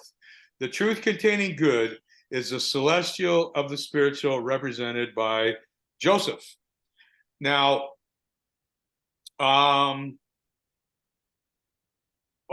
so I want to mention 1717. I wore number 17 when I scored those goals. Okay. Donald Trump, and see, 1717 was that's when the origin of the Freemasons in the British Isles was in 1717. Now here is Donald Trump. Who has heard the poem called The Snake? I'll do the snake first. Before I do the snake, I want to do 17. No, really, who are the 17%? Who are they? Who the hell are the 17%? Anybody in here from the 17%? Don't raise your hand, that may be dangerous. 17, 17, 17, 17, 17. 17. 17, 17, 17, 17, 17, 17, 17, 17, 17, 17, 17, 17, 17, 17. No, I think I might have been in Washington 17 times in my life. 17, 17, 17, 17, 17, 17, 17, 17, 17, 17, 17, 17, 17, 17, 17, 17, 17, 17, 17, 17, 17, 17. I just woke up 17 minutes ago. I held up the phone. It's a bit ridiculous. 17, 17. 17, 17, 17, 17, 17, 17, 17, 17, 17, 17, 17, 17. His father was a 33-degree Freemason. Now, when Donald Trump became president, I had completed my book of 14 chapters. And by the October 7th, again, that number, October 7th, that date, because that was the 45th anniversary of my hockey record, was October 7th, 2017. And of course, what happened was I self-published it, and I got it down to Medicine Hat, Alberta. That's where I had played when I was 18 years old, and I had scored those goals. So it was the 45th anniversary. Donald Trump, by the way, happens to be the 45th president. But because he started after after that date, I noticed that he was hiring all the guys that were in my story, such as Alex Azar from Eli Lilly became his chief of health. Alex Azar was under criminal investigation at the time for price fixing in Mexico, but they're the ones that brought in the shot, the vax at warp speed. Because you see, if Hillary would have won that election, they couldn't allow that, because nobody would have listened to Hillary to take the shot. But with Trump coming in and bringing it in at warp speed, it caught everybody off guard. Many people got the shot, and not only one, but 3 or 4, and boosters. But so this is Donald Trump's speech just while he was bringing in the shot at warp speed. Now, the shot being the snake bite, okay, and containing snake venom and all kinds of bullshit in it. I know this because Saskatoon, who is the epicenter of this whole thing, along with Edmonton and Manitoba, they have already built a $300 million vaccine factory here, right in Saskatoon. It's a level 4, which is the highest security. They had been building it in Winnipeg, but they moved it here because Winnipeg got into too much trouble with the origin of this phony virus between Winnipeg and Chapel Hill and Fauci and Wuhan and all that. So they moved it to Saskatoon, thinking nobody will notice. So we have a $300 million vaccine factory here in Saskatoon that is run by Volker Gertz, an East German who they brought in to run it. They're paying him huge money. And he was educated on the island of Reims in the Baltic Sea, in the north of Hamburg, okay, on an island where the Friedrich Loeffler Institute was created in 1894, the oldest school of virology, and that's where he was educated. Now, when the Nazis took over the Friedrich Loeffler Institute in the 20s and 30s and 40s, they created it for their bioweaponry for the Second World War and poisoned millions of people. And then when the Berlin Wall came up after the war, the Soviet Union used it for their bioweaponry to kill a lot of the people in the Soviet Union who they didn't want, such as the area of East Germany, such as Dresden, cities like Dresden and so forth. And I wanted to mention that my father and his brother joined the Canadian military when they were just turned 18, and my uncle was 19. They were sent out to Victoria, British Columbia, Canada for their training in 1938 and 1939. And during their training, our own Canadian military poisoned my uncle, Bill Anderson. He caught a whiff of our own Canadian military bioweaponry and ended up, they sent them overseas to England. They were there 3.5, 4 years. My father had to watch my uncle die in the hospital for 2 years. He suffered, his lungs never recovered. And so this is what it's all about. And the ironic part, their commander was a Rothschild. So here's Mr. Trump bringing in the vaccination at warp speed.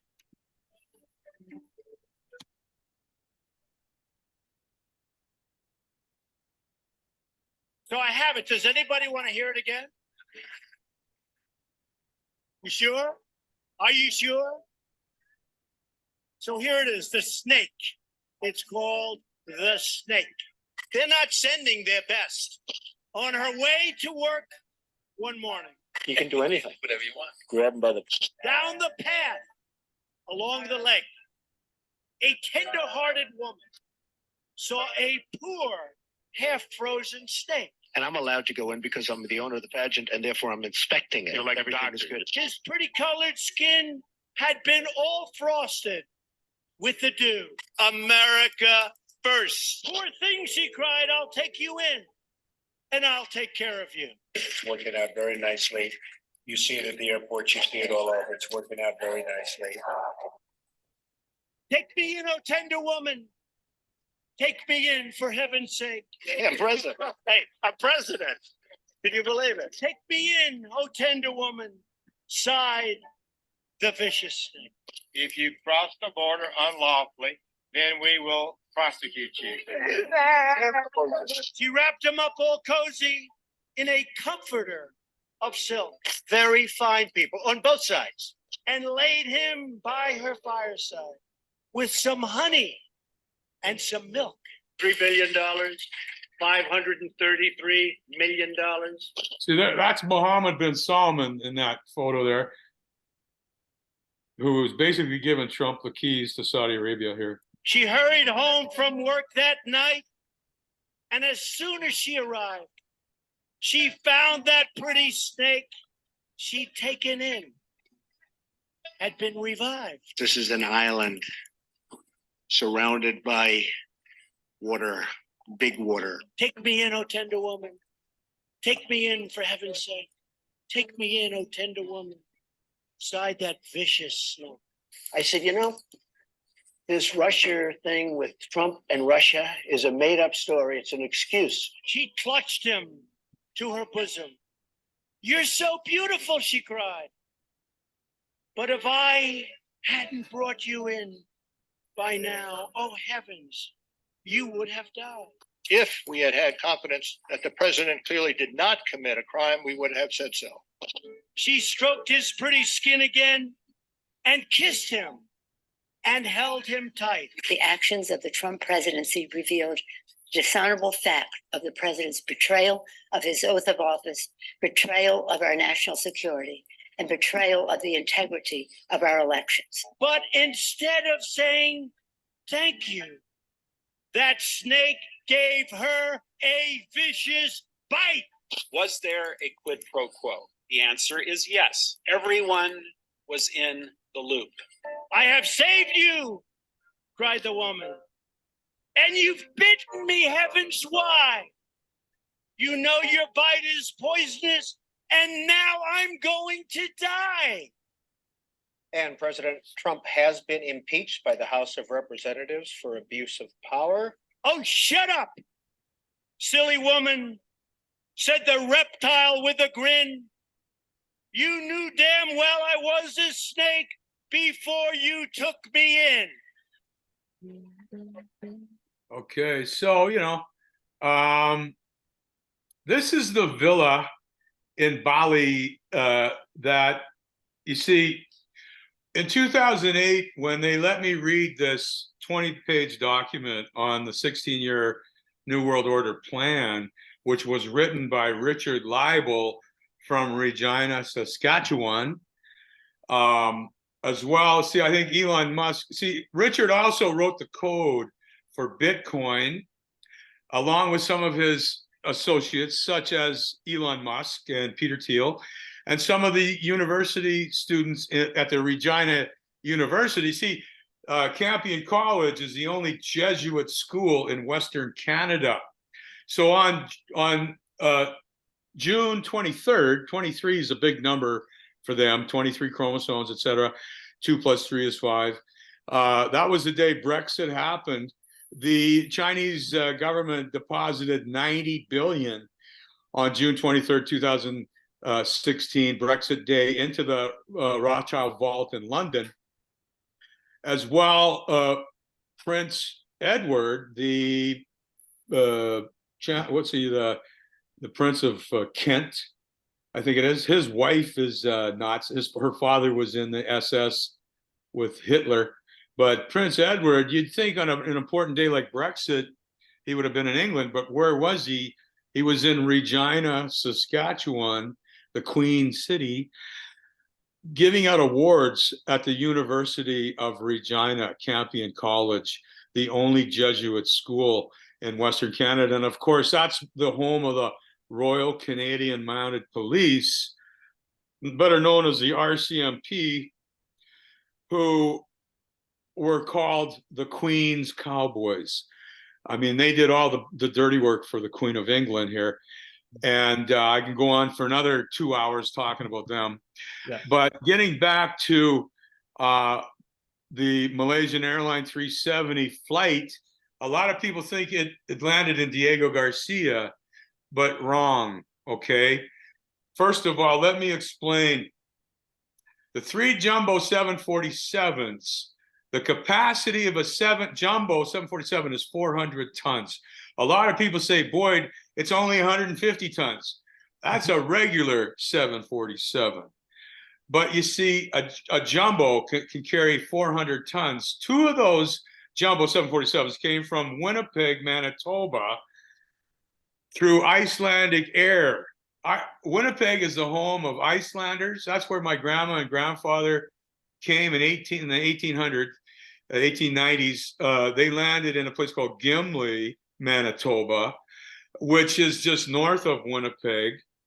And now that's the home of where they make the Crown Royal whiskey that originally came from the Bronfmans, right?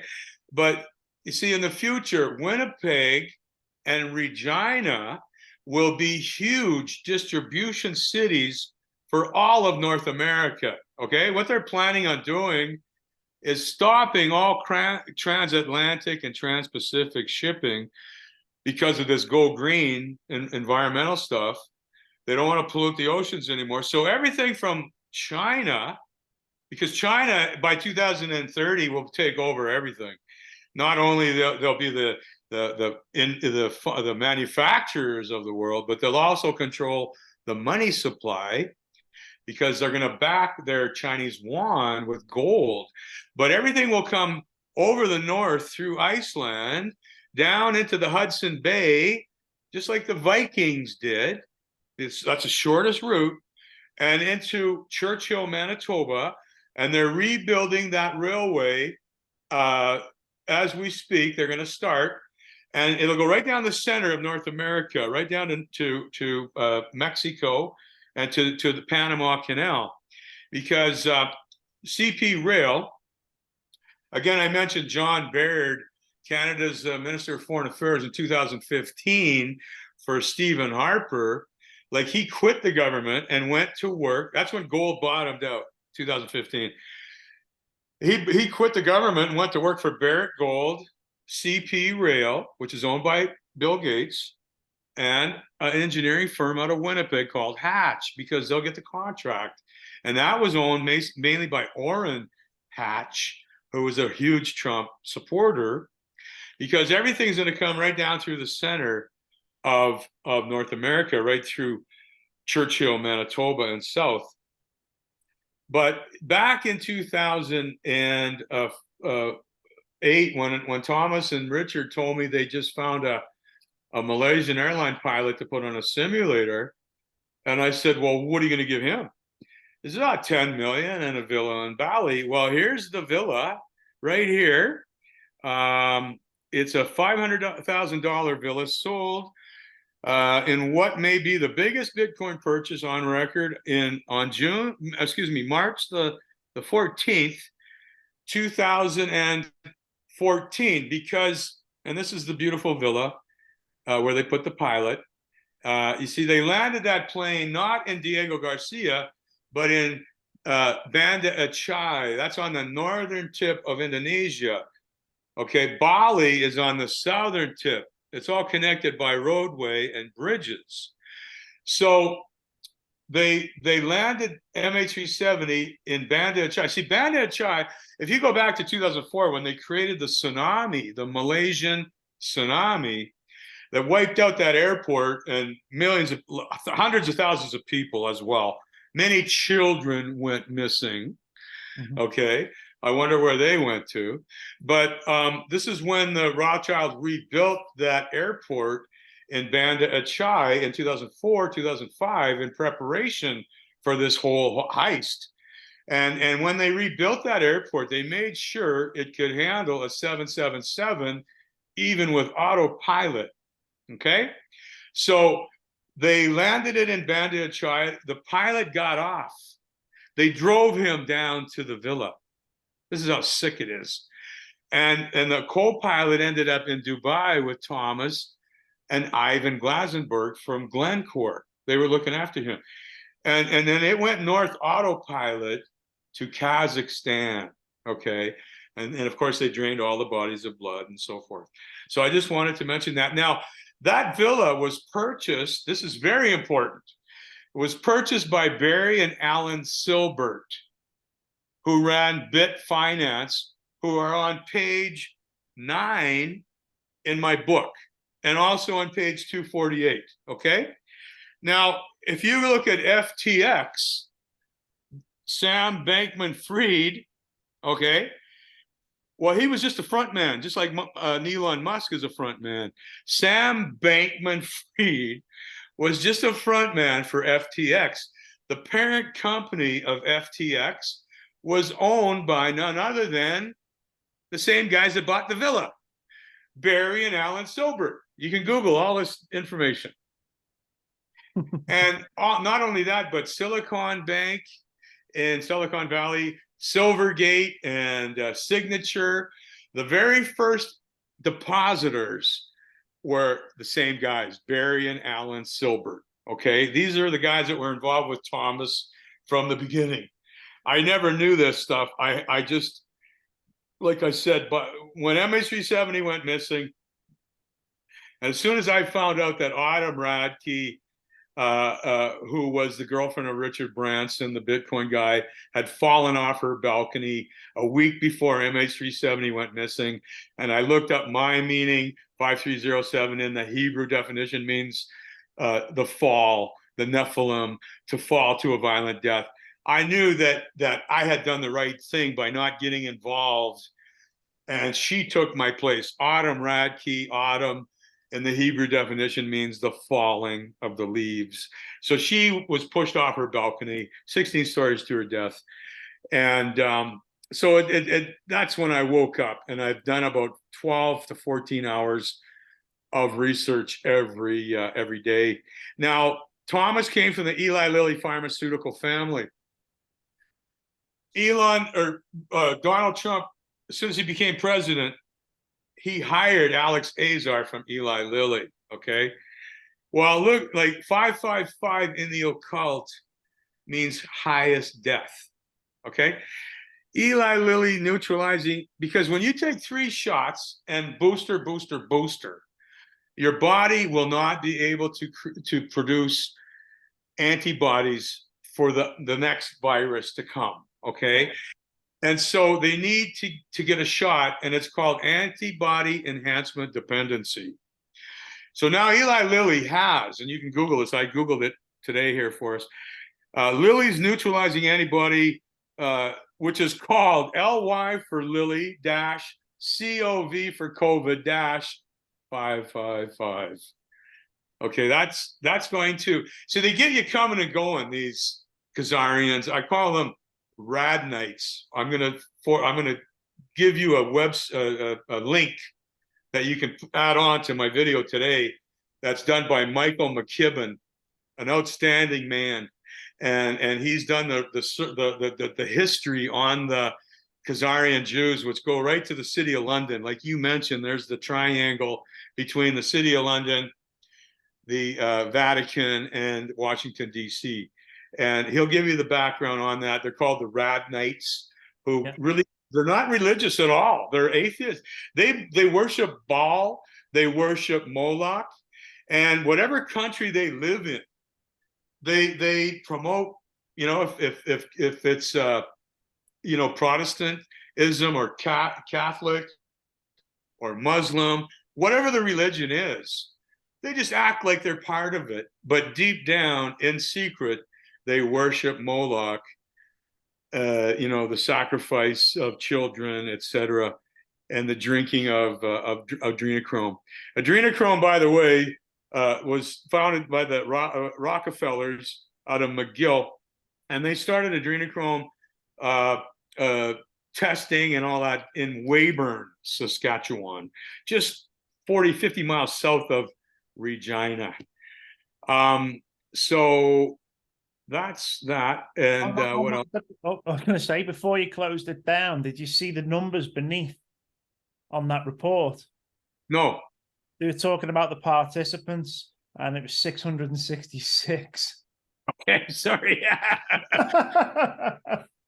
You know, now that I understand what's going on, every time I read or listen to the news, it's so easy to pick out. It's incredible. I mean, we'll close that link down now. And I've got a few things, if we can talk now about what we've seen and what we've gone over here. Yeah. So we go to, let's have a look here. Screen. So if at the top, are you able to close down your screen there, the screen share? And it should say end screen share, I think it should be. Sorry, I'm not that technical. As we said earlier, both of us are not great with technology. There we go. Look at that. So, first of all, I want to say, you know, we've got this gold, which is on a military base in Thailand. Do we know that it came from the Shah of Iran? Do we know why it was there? Okay, yeah, good question.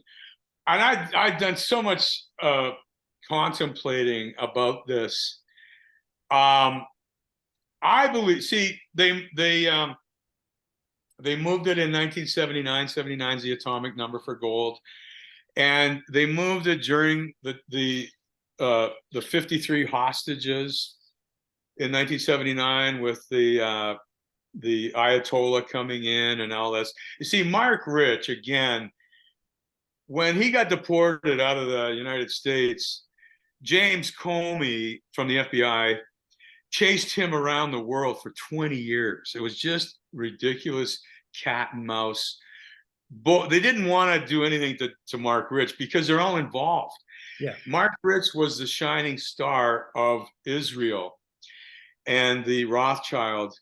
And so I believe, listening to Troy Smith and some of these guys, that when the Hebrews, because there was no Jews, the 92% of the people who live in Israel today are not real Jews. They're fake Jews.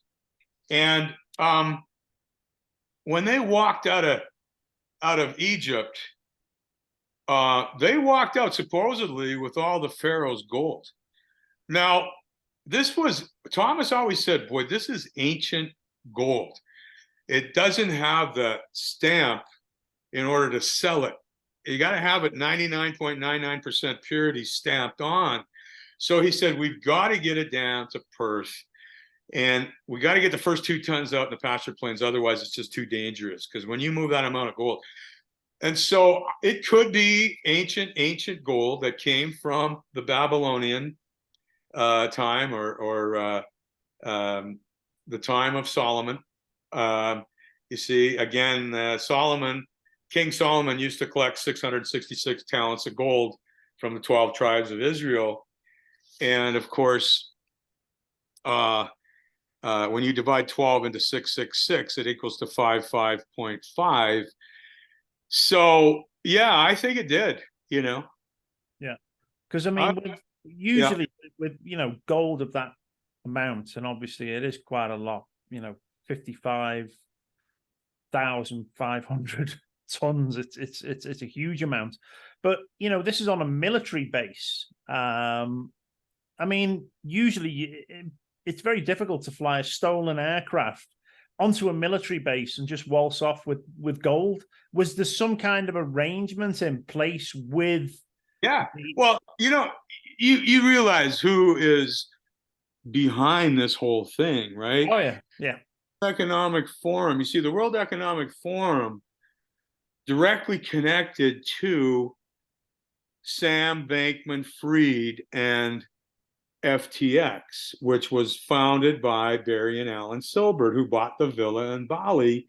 This is why they had the G20 meetings or G7 meetings, I forget which one. But just in January 2022, they had the G7 meetings in Bali to celebrate their achievements. So who's behind it is the Department of Defense.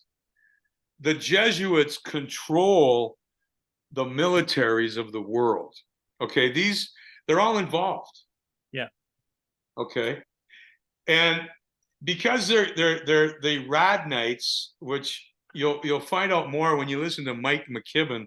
I'll send you his link to put together mine. But the reversal grid of Thoth, like a lot of people pronounce the Babylonian spirit god Thoth, which is spelled Thoth, but it's pronounced thought. Because even our thought, the reason they were so interested in my biofeedback device, which dealt on the electromagnetic field of an individual, it was not only a diagnostic, but a therapeutic device, and it worked. I mean, it could tell you things about yourself that only you would know. But anyway, the frequencies of, you see, even our thoughts have a frequency. Positive thoughts are stronger than negative thoughts. So this is why it's so important for people to think positive thoughts. This is how the healing process and to maintain your health is all about positive thoughts. Okay, so I want to read you something that somebody sent me, because the amount of gold that they moved was 55,500 tons. And what they deposit, so they used 200 tons of that to pay off the politicians and all the countries involved, because this is a global movement. All the governments are involved with this, okay?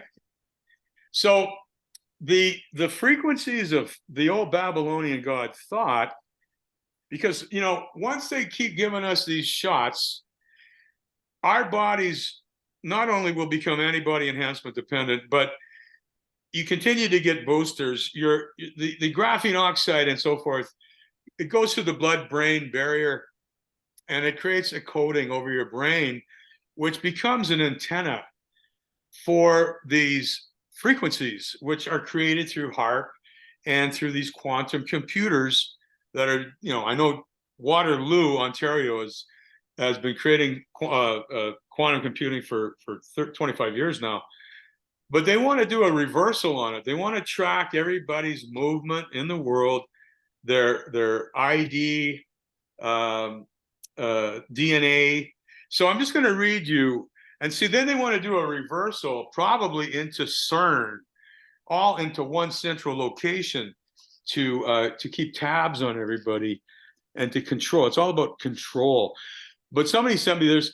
And then just notice the numbers. Okay, so it's called the Reversal 5-5 Grid.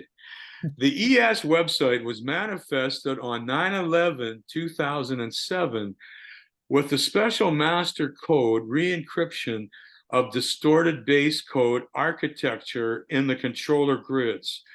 To override the 9/11 timelines and its morphogenetic field grid connected to 3D timelines and their grids 555 and 553.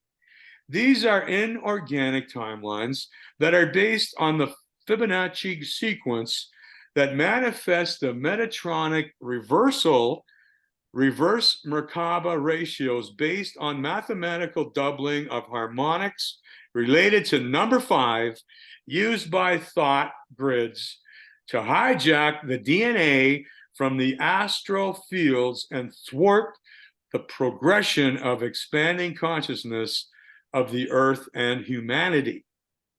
That was a mouthful, but this is what they're doing. And this is why Elon Musk is creating the the Neuralink, all these satellites up above, and Zuckerberg creating the metaverse. Meta in Latin means death. It's a twin Earth. It's a counterfeit Earth, counterfeit reality, because they don't know what to do with all these useless eaters before they kill us all. So they want to get everybody on computer games, and eventually, when you take enough of the shots, you will become transhumanized. They'll be putting, the first hockey team, for example, who will be digitized will be the Seattle Kraken. Okay, remember when they released the Kraken? Well, that's why, it's based in Seattle, and the manager, the general manager of the Seattle Krakens, is the former CEO of Microsoft. Because they can influence people's thoughts with frequencies. I know this because I was in the business. I still am. But, I want to, I'm just going to finish it up, and then we can talk more. But when I was, I want to give you some positives as well, because I don't want to, be all totally negative. With numerology, they have a satanic meaning, which is what we've gone through so far this morning or today, 537, etc. But they also have a earthly godly meaning.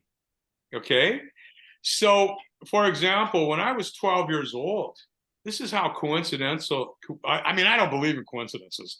I think they've had me on their radar my whole life, ever since at least when I was 18. Because when I was 12, I was a chubby kid, but I could go through the whole team and score a goal. And I was playing in a small town in southeastern Saskatchewan, Redverse, Saskatchewan. And I was playing with the 16-year-olds, and I was only 12. But I could still go through the whole team and score a goal. And a kid yells out in the stadium, he says, "Way to go, Herbie."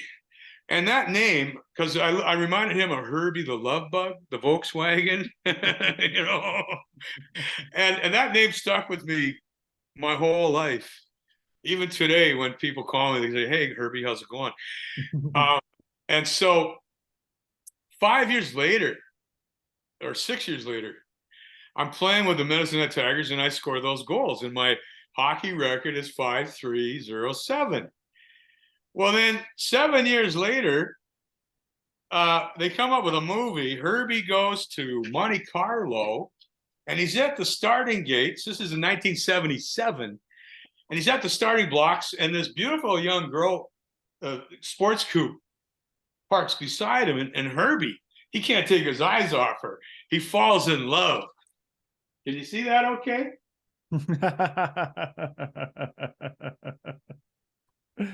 Yeah, there it is again. 537. You see, in the earthly angelic world, 537 stands for love, which is the strongest frequency. And that, I think, is, you know, I mean, they've had me on the radar for many years, but it was up to me to figure the whole thing out. And when I was sitting, I helped in 2014 when Malaysian Airlines 370 took place. I got to tell you, I was managing a store for a friend of mine. We sold steam showers and hot tubs, and the place was called Soak. Just add water, right? S-O-A-K. Now, say that backwards. Chaos. I literally was making order out of chaos because when MH370 took place and Thomas called me after 4 years of never speaking to the man, and it was the eeriest thing. When he called me the first time, he said, "Boyd, how are you?" And see, Nigel Farage is the guy who passed my message on to him because it was he says, "Boyd, how are you?" And I just, you know, I didn't hesitate because I'm a sales guy. And I said, "Thomas, I've been reading about MH370. I've been reading about Bitcoin." I said, "You've been a busy guy." And I shut my mouth. I thought he was going to hang up, but he kept on, you know, and that's when he kept saying, "Boyd, you're smart, you're smart, you're smart," because they forgot about me, I think. And I've been able to put this whole thing together, which is just incredible. When that happened, when I was working at Soap Chaos, and I finally, in 2 years went by of research, and when I found those 3 jumbo 747s left abandoned for a year and a half at Kuala Lumpur Airport, all the numbers, it was reminded me of the movie A Beautiful Mind with Russell Crowe. Yeah. The guy that could figure out codes. I was sitting there at Soak, and all these numbers, I was all alone, and all these numbers just flew into my head. And I started writing them down. And within half an hour, I had the whole thing figured out. I couldn't believe it. You know. Let's talk about the Kraken. Obviously, we mentioned about Mark Rich, Glencore, the Jewish bankers earlier. But Kraken is the code system for Bitcoin that is probably going to take Bitcoin down at some point. You know, they have the master codes regardless of the blockchain, which is supposed to be secure. I mean, is this a design to become a wealth exchange, or is it purposeful in ushering in central bank digital currencies? Well, what I read on that 20-page document is, you know, the Kraken was created to work together with Hive. Hive is in Vancouver, British Columbia, owned by Frank Giustra, who is a huge Hillary Clinton, Bill Clinton supporter, Obama.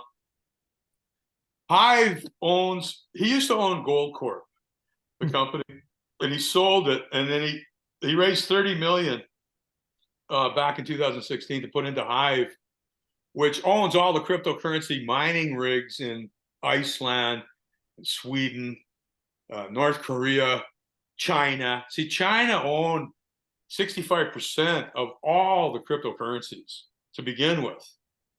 And then they banned it. You see, they sold it all, and they banned it in 2020. And that's when Elon Musk, see, in 2016 maybe. And then you see Elon Musk, he supposedly pumped in 1.2 billion into Bitcoin when Donald Trump lost the election in 2020. And that was to pay off Donald Trump and all his cronies, like this QAnon. It's all bullshit. It's all paid opposition from the Kabbalah. Q is the 17th letter of the alphabet. And this is how they spell Kabbalah, with a Q. And QAnon is a paid opposition. So Steve Bannon and Manafort and Michael Flynn, they're all traitors of the United States. Michael Flynn's, I believe his father was Harry J. Flynn, who was the professor of ethics at Georgetown University. And that was Thomas's handler. And Thomas had a twin, you see, a double. It's always the Trinity. This is why Trump always sits like this, with creating his triangle. So they create these trinities. They're mocking our Christianity by the Holy Trinity. So Harry J. Flynn, the professor of ethics at Georgetown University, had Thomas, the evil one, and another guy, Jermaine Grisset, who was a good guy. They were twins, you see. And so in 1972, the year I scored those goals, Harry J. Flynn took a sabbatical from Georgetown University, and he ended up going to Regina, Saskatchewan, to Campion College. And who took that sabbatical for him was Jermaine Grisset, who wrote the book, The Way of the Lord Jesus. Thomas, on the other hand, was the bad guy who knew all the drug dealers up here. He used to tell me all about them, you know. And it's the same with you know, Stephen Harper. When he was our Prime Minister of Canada, he worked in that trinity with the Queen of England, the Governor General, which was David Johnson, who was the Dean of McGill before he went to Waterloo, okay, and Stephen Harper, the Prime Minister. So you think that the Prime Minister would call the shots of Canada, but he doesn't. It's the Governor General who takes his orders from the Queen. Now it's the King. I'll tell you about that one in a minute. So you have this triangle, and so Queen gives, and it's a committee of 300, right? Stephen Harper is also a member of the committee of 300, but they're the ones really behind this whole thing. But so the Queen gives the Governor General the order to send our military, the Canadian military, to the Ukraine on January 1st, 2014, in preparation for the cleanup of MH370, because they already knew it was going to happen. It was all planned out. So the Governor General tells Stephen Harper, send our military to the Ukraine. So he sends our military and they station them in the northern part of the Ukraine, because they already knew MH370 would land. After they wirelessly exploded it, it would break apart into big pieces and land in the northern part. So that's where our Canadian military was already stationed for the cleanup. So then what does Stephen Harper do right after he sends our military? The RCMP, the Royal Canadian Mounted Police, send their officers as well, about a dozen of them, to the northern part of the Ukraine in preparation. They say they're training so then to create this coup, both the United States and Putin, because they're all involved together, they invade the Ukraine February 25th, 2014. Okay. And see, because they had a pro-Russian president in there, Yanukovych. Yeah. And fled back to Moscow because he's all part of it. But they still had control of the Ukrainian Air Force, right? Because that's who did this whole thing. You know, so you got Putin involved. You got, and so after Stephen Harper sends our Canadian military over to the Ukraine in preparation for the cleanup, he flies into Tel Aviv and he plays the keyboards. And he was half loaded, drinking alcohol, and he's singing on the keyboards to Netanyahu and all the top brass in Israel. And then what he's singing is, "Hey Jude, don't let me down," because they're worshiping Didymus Judas Thomas, the twin. And who's playing the drums is Ralph Goodell, the Liberal member of Parliament from Regina, Saskatchewan, who the Queen moved over to live in London now, and he is Chancellor of Trade between Canada and the British Isles. They just purchased the third largest grocery chain. They cashed in some of their Bitcoin when it went up in 2017 to over 25,000 US. That's when they cashed in some of their Bitcoin that they purchased. Ralph Goodell and a company called Fortress purchased that. I think that's out of New York and Phoenix, Arizona, because it's about the rise of the Phoenix. So Phoenix will be the first 15-minute city in Arizona. But what they did is, excuse me, I get so wound up here.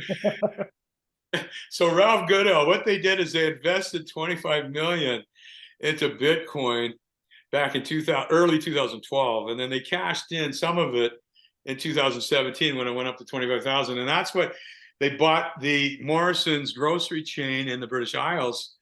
So that's who will be distributing this poisoned food from Canada into the British Isles. Yeah, and it's funny because Stephen Harper is now in international business, funding a global consultancy firm, but he's also started up now. He's now the leader of the International Democratic Union, which sounds a little bit bigger than just Canada. Stephen Harper is a scumbag. He's the number one scumbag of the world, if you ask me. Yeah, he's the one that was behind this whole thing. They made him look like a big hero, and he's a complete scum of the earth. And what else can I say? Chrystia Freeland. Okay, here's another one. Yeah. Chrystia Freeland. You see, all those, after the Second World War, all those Nazis from the Ukraine came into Canada. And so Chrystia Freeland's grandfather being a Nazi, well, let me explain. The other day, you probably heard on the 23rd of September, 2023, and that's the Feast of Trumpets. That's again. What the subtitle Trumpets. Mm-hmm. They brought in, Zelensky brings in a 98-year-old Nazi warrior from the Second World War, and he got a 10-minute standing ovation. Chrystia Freeland was wearing her purple dress with her white pearls, because this is how the females of the leaders dress. They always wear purple and white pearls. Mm-hmm. And they gave him a 10-minute, and at the same time, on the same day, you know what they were doing in Saskatoon? They brought in Seinfeld to do a comedy show. Check it out. The Jew from New York. And it's all about the Feast of Trumpets. And then October 7th, on the date that I scored those goals, on Vladimir Putin's birthday, that's when Netanyahu declared war on Hamas. And that was all a setup as well. Yeah. It was also the 50th anniversary of the Yom Kippur War 50 years earlier. Yeah. So, I mean, there's some big names involved with this. We mentioned Trump being a business partner of Hussein Rouhani. Obviously financial and power in that regard. Putin was involved, and the fact that the aircraft could be landed in the Cosmodrome was probably under his say-so. Earlier on, you mentioned the Bin Laden family. We've got the Rothschilds. We've got the terrorists with al-Baghdadi. The money that's been circulating and involved with this, do you think it's been partly to fund black operations, false flags, and terrorism around the world with the likes of ISIS? Absolutely. You know, this is why people don't get it. They all are, you know, they think crypto is the answer. This is what really bothers me about Robert Kennedy. He's promoting Bitcoin and Donald Trump. So I know he's another scumbag, because what I read, you see, whenever you invest into the cryptos and you see them go up, they're just funding the destruction of humanity, because they're using that. All of a sudden you see Bitcoin come down. You see, I'll give you an example. In 2016, see, Eli Lilly, Thomas must have owned 5 million or more cryptos, or, you know, he was working for, he always said, Boyd, and this is a quote, I'm not anti-Semitic one bit. He said, Boyd, I work for the Swiss Jews, meaning Mark Rich, Rothschild, George Soros. See, George Soros controls Canada. He controlled, there's been 4 revolutions in the Ukraine since the Second World War. 3 of them have been caused by George Soros, because, you see, Chrystia Freeland's mother was a Rhodes Scholar, and in the 80s, she was under contract by George Soros to go back to the Ukraine from Edmonton, Alberta, and get control of their legal system. And this is what she did. And in the early 90s, a huge delegation from Edmonton went to the Ukraine and started planning this whole thing with George Soros. Yeah. What was your question? Yeah. So back in 2016, when Bitcoin had climbed up to $1,500 in the fall, okay, and many things happened in the fall of 2016. This is when Erdogan fired 55, again, they use 55. He fired 55,000 of his civil servants in Turkey. Like, we're including judges, lawyers, professors, police officers, and police chiefs. He fired them all. And at the same time, that's when they created the coup in Turkey, if you remember. And it was all a CIA operation. But then prior to that, Obama had freed 6,000 prisoners from Homeland Security prisons. And he said, oh, they're just light marijuana offenders. But I'll guarantee you they were death row prisoners. Yeah. Because they're the ones who created ISIS, Homeland Security. So those 6,000 death row prisoners were flown over to Turkey to fight for ISIS. This is why they cleaned out all those refugees from Iraq, so that Erdogan and his son, this is all in my book, so Erdogan and his son could ship all that oil. They were stealing all the oil from Iraq and making millions and billions of dollars. And a lot of that oil was going to Israel. Same as what they're doing out of Syria right now. Yeah. Yeah. Yeah, that's it. Now, I mean, exposing something like this, it's like, it's so huge in regards to the people involved. I mean, surely this comes with serious consequences for anyone that decides to try and expose it. Have you ever received any threats or issues after writing the book? I haven't.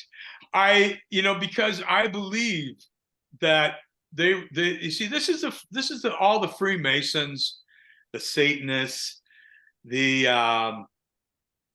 Illuminati, you name it. There's 5 groups, again, 5. And you see, the Rothschilds had 5 sons, and the Rockefellers had 5 sons. So I, again, wrote the book because I thought if they ever do knock me off, at least my kids maybe could get the royalties of my book. But I guess what I'm trying to say is, I believe that they worship this satanic Saturn cube, and I have the main numbers. Excuse me. Yeah. I believe that I think I'm protected, because in the Gospel of Thomas, as I mentioned, it states, you know, he who understands these logians will not taste death. I really believe that, because I'm the only guy in the world who could have figured this thing out because of my number. And, you know, there's just too many coincidences. And I believe, like it says in the Gospel of Thomas, he who seeks should not stop seeking until he finds. And when he finds, he will be disturbed, which I was totally, I still am. But then he will marvel. And in a way, I am marveling, because right where I grew up in southeastern Saskatchewan, this is where it all was created, because it's right above the biggest oil field in the world, in North America. Yeah. And says, and then he will reign over all. So I'm not worried. I am going with the power of God. I'm going with the fact that I have never purchased a cryptocurrency in my life. Yeah. I believe that there's more to it. I won't get into it all, but yeah, I think that that they respect me because I figured it out. And I don't think they really care if I expose this, because, you know, I will say, you know, I was getting some threats in 2016. I'm going to tell you a quick story. I hope you don't mind if we go overtime here. Oh no, we're good. We're good. I was getting phone calls at Christmas time when I discovered those 3 jumbo 747s in January 2016, and I woke up. I put it together, you know, not completely, but I started getting phone calls, and they were threats, and it sounded like a hitman. So I called the chief of police in Saskatoon, and I said, the guy's name's Clive Wayhill. And I said, Clive, because I didn't know how corrupt Saskatchewan was at that time. Like, this is one of the epicenters here. Freemasonry started here in 1894, and there's only 1 million people in the province. And it's such a rich province. It's all globalists in here. But they started the first Freemason lodge in Prince Albert in 1894. So every small town in Saskatchewan, there's only like 1 million people. Half of them are native Indians, and the other half, 25%, 30% of them work for the government, and then there's miners and farmers, and they're all behind this thing. Even they might not know it because they're not 33-degree Masons. Yeah. So I call up this Clive Wayhill, the chief of police, and I said, Clive, I know who did MH370. I know about the gold, and I said, I'm getting calls, and I said, I'm worried about my family, and I said, he says, well, come on in Monday morning. 9 o'clock. So I show up the next Monday morning. This is January 25th or something, 2016. I show up, and he's got the top military guy there, a lieutenant general or whatever it was, lieutenant colonel, Denny 14. If you're listening to this, Denny, I hope you hear it. But you see, just 40 miles south of Saskatoon is Dundurn Military, which is the largest storage of military equipment in Canada, underground. It's all underground. This is where they store Cameco's uranium yellow cake. They store it underground, okay, with the military. So he brings him in. So I proceed to tell my whole story about the gold and the numbers, and I didn't have my book at the time. And so I was showing him the Lanny book, like my right winger, Lanny McDonald, at the time when I scored those goals. He's now the chairman of the board for the Hockey Hall of Fame in Toronto. Yeah. But anyway, they taped my whole conversation, and they gave it to Trudeau, okay? But they said nothing to me. They said, well, that's a heck of a story. Yeah. You know, they sloughed it off. But they gave that tape to Trudeau, like, and, you know, I know that Netanyahu, he knows about my story. Donald Trump does. The Rothschilds do. All the top people in the world know about Boyd Anderson. Okay, I know that. People have told me that. But what I'm trying to say here is Clive Wayhill, the chief of police, then he resigns. And when the Humboldt Bronco crash happened, which was another sacrifice to Satan. If you want to have me on a next interview, I can tell you, explain all that. But that's when they made Clive Wayhill the coroner of the province of Saskatchewan with no medical background. And then recently, because there's a tribe of Indians on the James Smith Indian Reservation last year in 2022, in September 4th, they're right across the Saskatchewan River from the diamond mine that King Charles wants to develop by Rio Tinto, the mining company.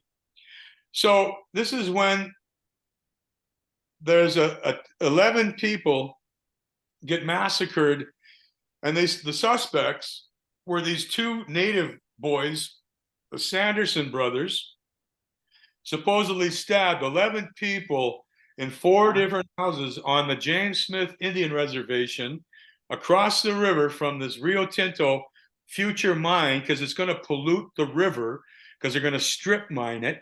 Yeah. Some of these natives were against it. So these 11 people die, and the 2 suspects die 3 days later in the custody of the Royal Canadian Mounted Police. And then Trudeau flies out a week later and hands them a check, the reservation hands them a check for $63 million. Today, Lac La Ronge is having all kinds of murders. That's in northern Saskatchewan because they're creating all these fires. Yeah. And they're having the military set the fires so that they can pay the natives, the Aboriginals, $300 a day if they have a boat to put out the fires, right?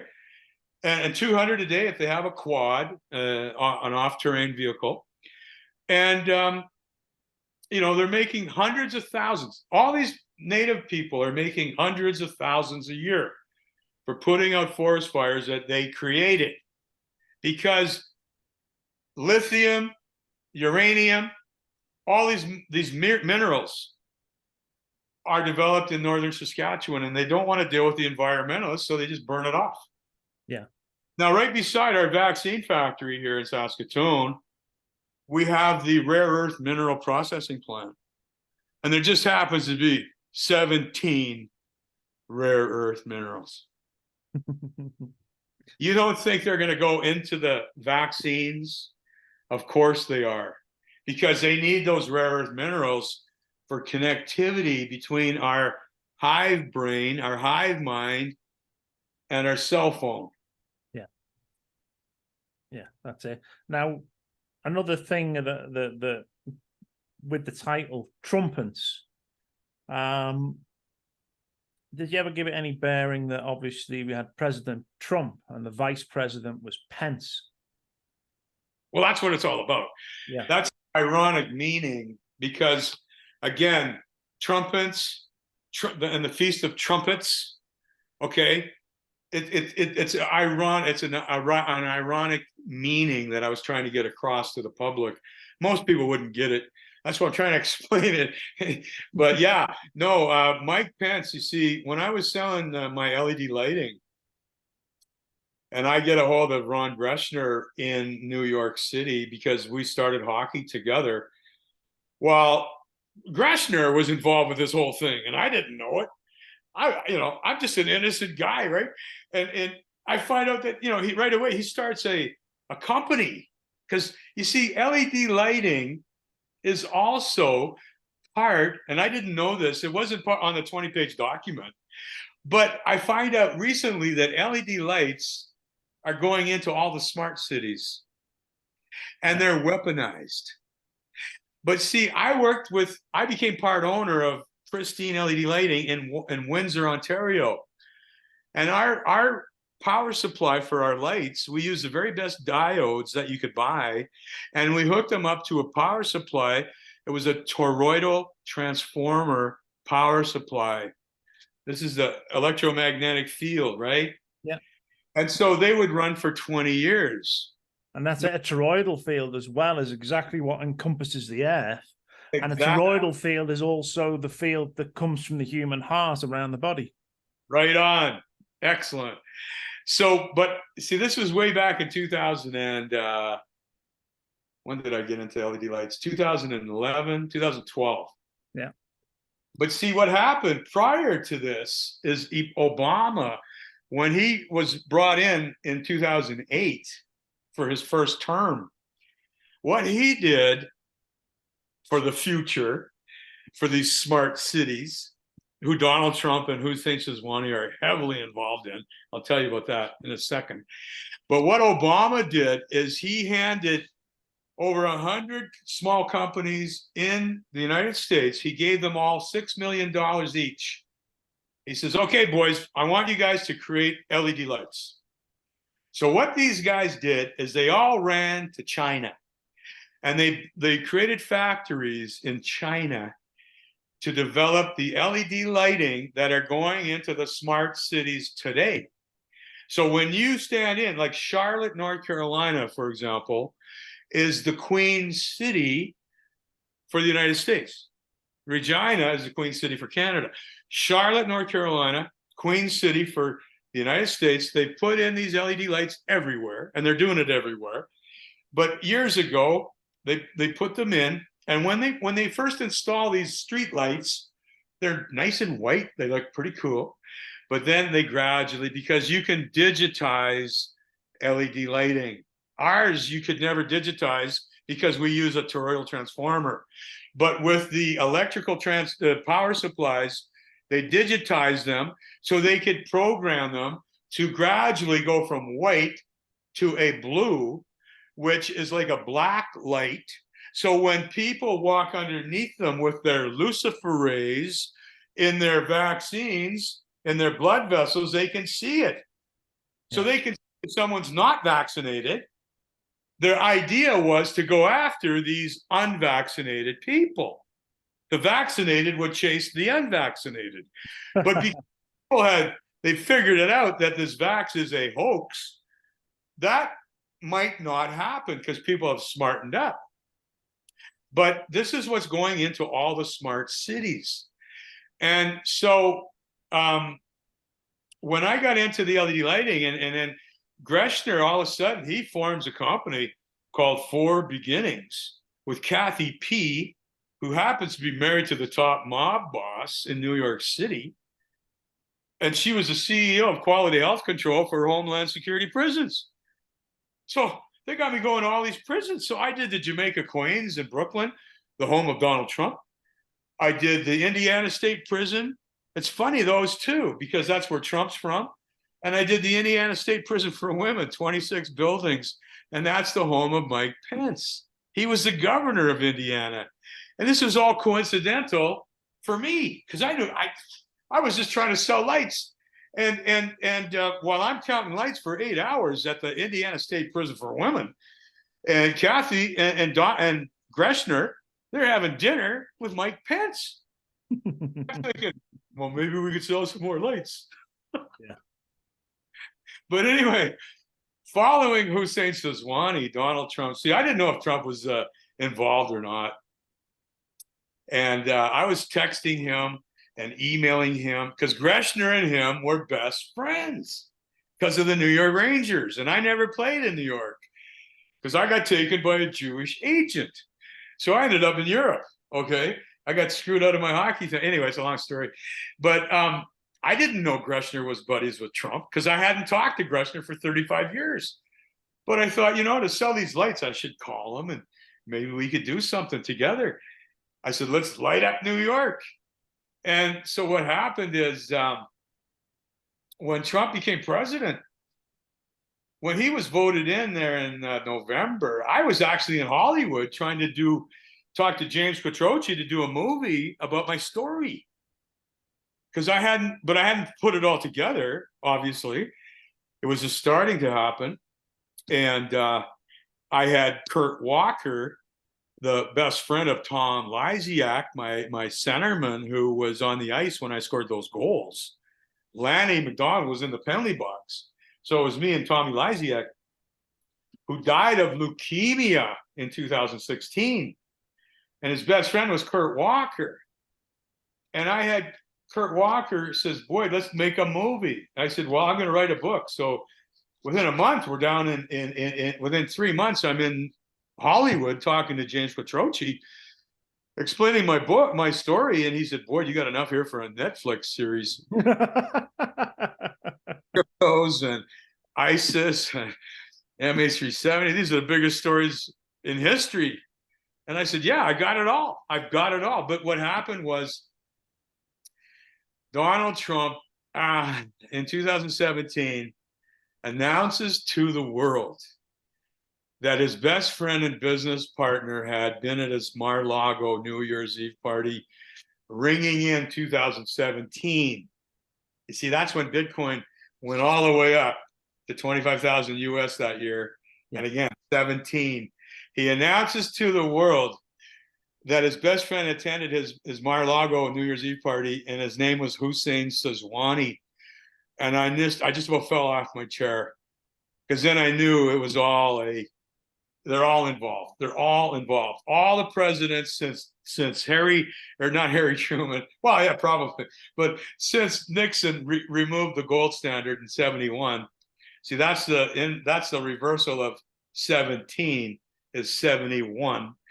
He got rid of the gold standard, and every president since then, they work like they run a relay race. They hand off the baton to the next president. It don't matter if they're Democrats or Republicans, people. It doesn't matter. They're all involved. So stop thinking about Democrats and Joe Biden and all this bullshit about Hunter Biden. It's all bullshit. I mean, it's real. It's real. Okay. But they're all involved. Don't think Donald Trump's your hero. He may look like a hero because they're going to make him a hero. You see?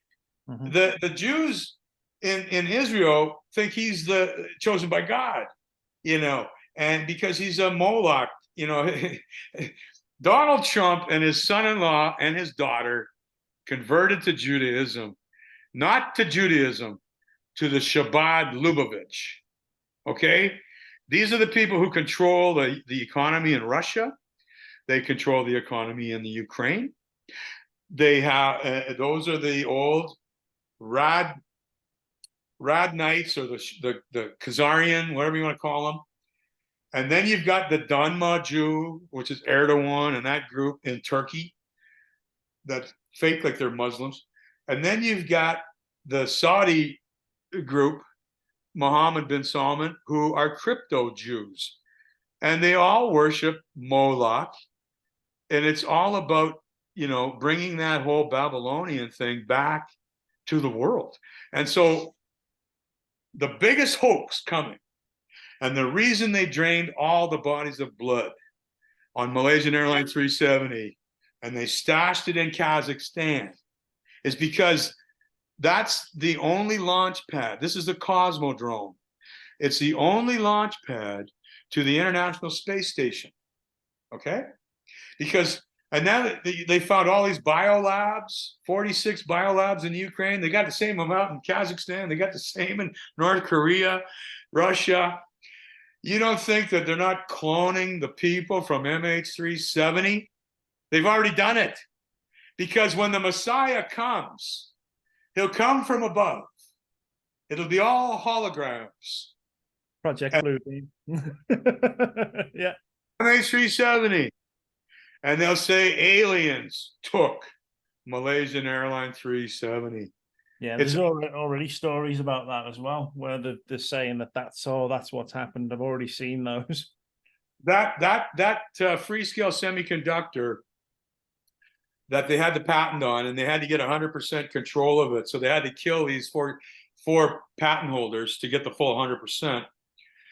Well, that semiconductor is totally very important, and this is where my life could be in danger because it's Saudi Arabia, but they can make items disappear. I know it sounds weird, but this is what they're going to say. MH370 disappeared. Where did it go? It's like that F-35 or whatever it was that just disappeared in the United States. Where did it go? Yeah. They always test it out before they actually use it. So it disappeared. They used that same semiconductor that Freescale is based out of Austin, Texas, where Elon Musk has his SpaceX. He just changed Twitter to X. Yeah. Okay. This is where Alex Jones is out of too. I don't know. I've never been on his show. I'd like to, but anyway, it's they're all involved, and they want to get rid of the United States completely, and so they'll lose about 250 million, and Canada will lose about 10 million. If you go by Deagle, which I put in my book, the statistics, Italy will lose about 40 million. France will lose about 35, 40 million. So Europe is going to get attacked big time. And Mohammed bin Salman, just the other day, I'm watching him, and he's at the table pounding his fist. We, meaning the Middle East, we will become the next Europe. Okay. So yeah, it's all the leaders of Dubai, Abu Dhabi, Saudi, they all come from the Persian Empire. They're all Persians. Yeah. Hussein Shazwani, Donald Trump's best friend and business partner, he represents the richest Iranian family in Iran. He's a front man for them. They run pistachio business, all kinds of stuff. Yeah. So I followed him in 2016 when Gold Money, it's on the Toronto Stock Exchange. It's under XAU on the TSX. Gold Money stock, which you want to buy it now. It's bottomed out. But back in 2016, because they did a 5-to-1, they made one stock and they put 5 into 1. So they want to make it look better. Because in 2016, like when it first came out in 2015, it's a George Soros Rothschild company. They moved the headquarters from Toronto over to the island of Jersey. And when you put your money into Gold Money, you're buying physical gold. Okay? This is that card I showed you. Yeah. MasterCard was working together with them. And so you're buying physical gold, and you can put it into one of the 7 vaults. And if you feel there's going to be a war, you can move it over to Singapore. You don't have to do a thing. They'll do it for you because the gold's already there. So when Gold Money came out, it went right up in the June of 2015. XAU came on the TSX, skyrocketed right up to $8. Then by 2016, it had dropped down to 3. And then Hussein Shazwani hops on an airplane because Donald Trump now is voted in. And now they can talk about smart cities.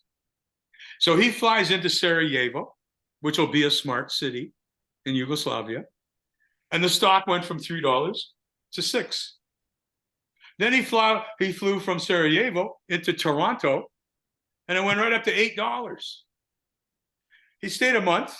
So if you go on, you can check it out. And made a plateau. And then he flew back to Dubai, and it went back down to $3.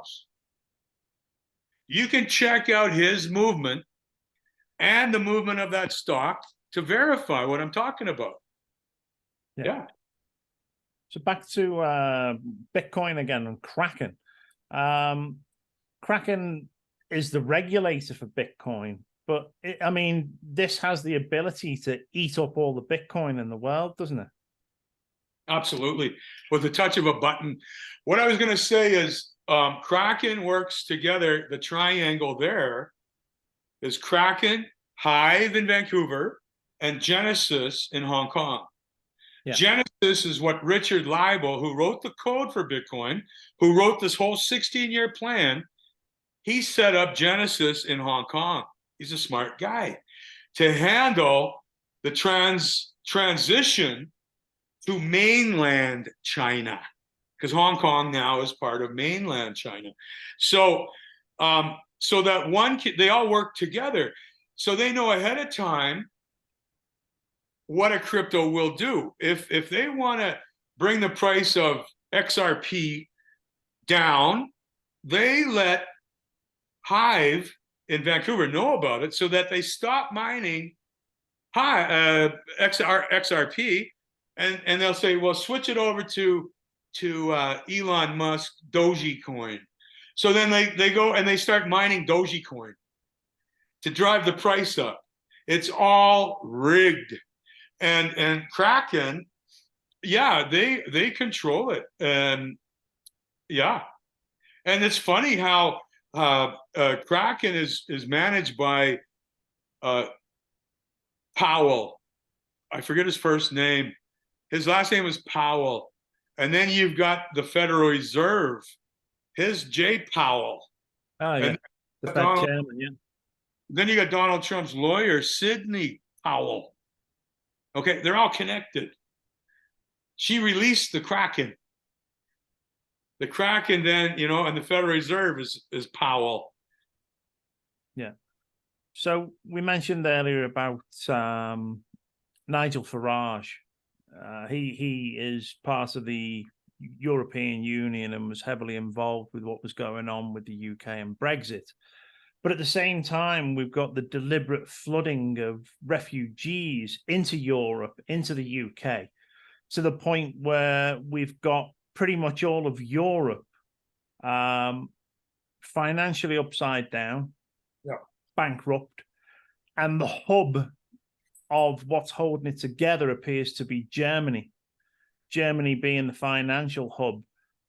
But again, this is also flooded with refugees. There's even no-go zones in Germany now. It's got that bad. When Brexit happened, and obviously a lot of people wanted to talk to me because it was from England about Brexit, they were like, oh, what do you think will happen? Do you think it's a good thing or a bad thing? And way back then, I just said to them, I said, it's a deliberate thing. I said, this is something that's been brought about because the UK, the royal family, want to distance themselves as far as possible from this collapse of Europe. Is this how you see it happening? Obviously, the flooding of refugees into it and the financial status of most of the countries there, all by design. And this is why the UK were part of the plan. Obviously, London, City of London being part of that three linking hub, the trilateral hub of power. It was a deliberate move, as far as I can see, for those, again, that are part of this committee of 300 to pull out of Europe and have nothing to do with it while they watch it burn. Yeah.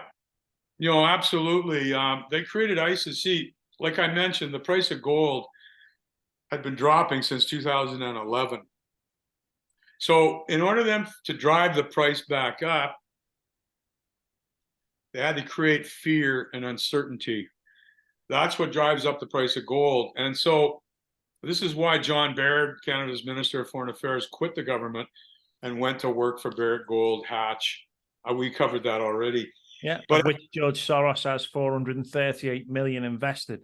The very same man that goes in and starts color revolutions, the same man that went in and helped overthrow Viktor Yanukovych in the Ukraine, and the very same man that just likes to destabilize places like Egypt, Arab Springs. It's, even things on US soil and different areas, we know that he forms extreme groups to just have them come in and destabilize situations for civil unrest. So the collapse of areas and the switch of power and control looks like a very natural occurrence. Yeah, exactly. And so they had the same terrorist group in Africa, the Boko Haram or whatever they're called, do the same thing in Africa to create all these refugees to flood over the Mediterranean. And same with Europe, hundreds of thousands of refugees, and a lot of them young men. And who knows what, well, you can see today they're creating a lot of problems. But yeah, mainly it was to create fear and uncertainty because they all sold their Glencore stocks and tech stocks in January 2016, the biggest crash in the history of Wall Street.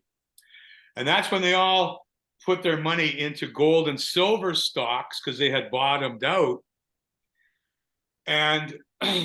And so when gold had gone down to just over $1,000 US, and that's when they had Erdogan, their ally, shoot down the Russian fighter jet to begin it off, to start it off, and then all these refugees and all this other stuff. And so by the time Brexit happened, the biggest winners of Brexit was George Soros and the country of Kazakhstan. And they always try to make them look like heroes, like Stephen Harper, but it's all planned out. Yeah. And so at the same time, you got the Panama Papers going on, which changed over to the Paradise Papers. When when Brexit happened, gold went up from just over 1,000, it went up to 1,380, almost 1,400. And that's when, after Brexit, they all sold their gold and silver. And you could just see it going down again to around 1,100. And you see, that's when the elite put all their money into crypto. And Iceland. Why Iceland? Iceland, and I'm going to send you another link for your audience, because Iceland formed the Paradise Papers. It was based out of the Caribbean, and they had a Glencore room. And this is where the Aga Khan, Justin Trudeau's godfather, resides in the Caribbean. And Branson, Richard Branson, you see, when Obama retired after his presidency, where did he go? His first month, he spent it in the Caribbean with Richard Branson, okay? But what Iceland did, and this is the Vikings, they're heavily involved. These are the Rad Knights, based out of England. You got the 5 Scandinavian countries who are heavily behind this whole thing. Heavy. They're the controllers. Anyway, Iceland only has 3 national banks. So what they started to do in, say, 2012, maybe earlier, is they've been printing trillions and trillions and trillions of dollars, putting into these offshore shell accounts and paying good interest. So everybody was putting their money into Iceland. And nobody, it was such nobody would ever think Iceland. But then they started putting all that money into the stock market to drive it up. Trillions. I'm talking trillions. Yeah. And but it's funny that in 2008 as well, in Iceland, obviously after the financial collapse, a lot of the banks were disbanded, and a lot of the major people involved with banks were actually kicked out by Iceland leading up to this, just to, again, it looks like consolidation of certain banking interests. Yeah. So they kept hiding their accounting, and it was all fraud. But this will be a big part of the collapse of Wall Street.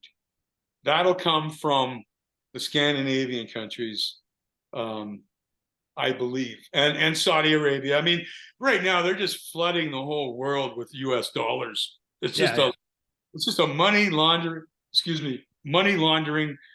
operation. That's why he created Bitcoin, was to launder money. And in the end game, what I read was China basically takes over. Now, I was thinking 2025, because, when I look at all the research, like Alice Bailey, who is the what do you call the futuristic person of the United Nations. She wrote a book in the 50s, and because she followed this Blavatsky lady from the Ukraine, and they predict that 2025, and Tom Horn, same thing, 2025. And just from my Deagle statistics and my feeling is it's going to happen all in 2025. And I think it will. And so what happens is China, the American military, who's behind all this self-destruction, they're going to spread their armies so thin, sending them over to Israel the Ukraine and getting them jabbed up. It's going to open up the opportunity for China to come in. And they already are with the southern border and the northern border, Canada. Don't forget that Canada's border. Yeah. But they're infiltrating the American society as we speak with hundreds of thousands of immigrants. And they've got, I believe, stashes of weapons throughout the United States. So the United States will collapse from within. And then the Chinese will create what they call free zones. They're trying to move everybody into the cities, into apartments, to control them, so they can turn, I think, 30–40% of North America into crown land, or what they call for the environment. And so they'll create free zones, and this is why Regina and Saskatoon. Regina is already building a huge shopping center in Regina, like hundreds of storefronts for people. If they want to buy anything, they go in and they order it direct from China, and then it comes over the Iceland, over the northern northern shipping line through Iceland down through Hudson Bay. So people will be able to get their product within 2 weeks or maybe 10 days. And that's why Regina and Winnipeg will become big distribution centers. And the United States is going down. Thomas always said, Boyd, the U.S. is going down, you know? Yeah. And it seems to be plan all along, really. And I've been seeing the same, you know. I mean, there's too many coincidences to ignore here. You know, we've seen the foundations being laid for what originally was called the New World Order. Now it's under the guise of many other different names and headed up by the likes of the World Economic Forum. But one thing we've not discussed is the United Nations. And, you know, where you're talking about the land grabs there from the natives, we've got UNDRIP happening. We've got UNESCO sites being built again to stop people doing that. Do you believe that, obviously, the goal of the New World Order was for a one world system?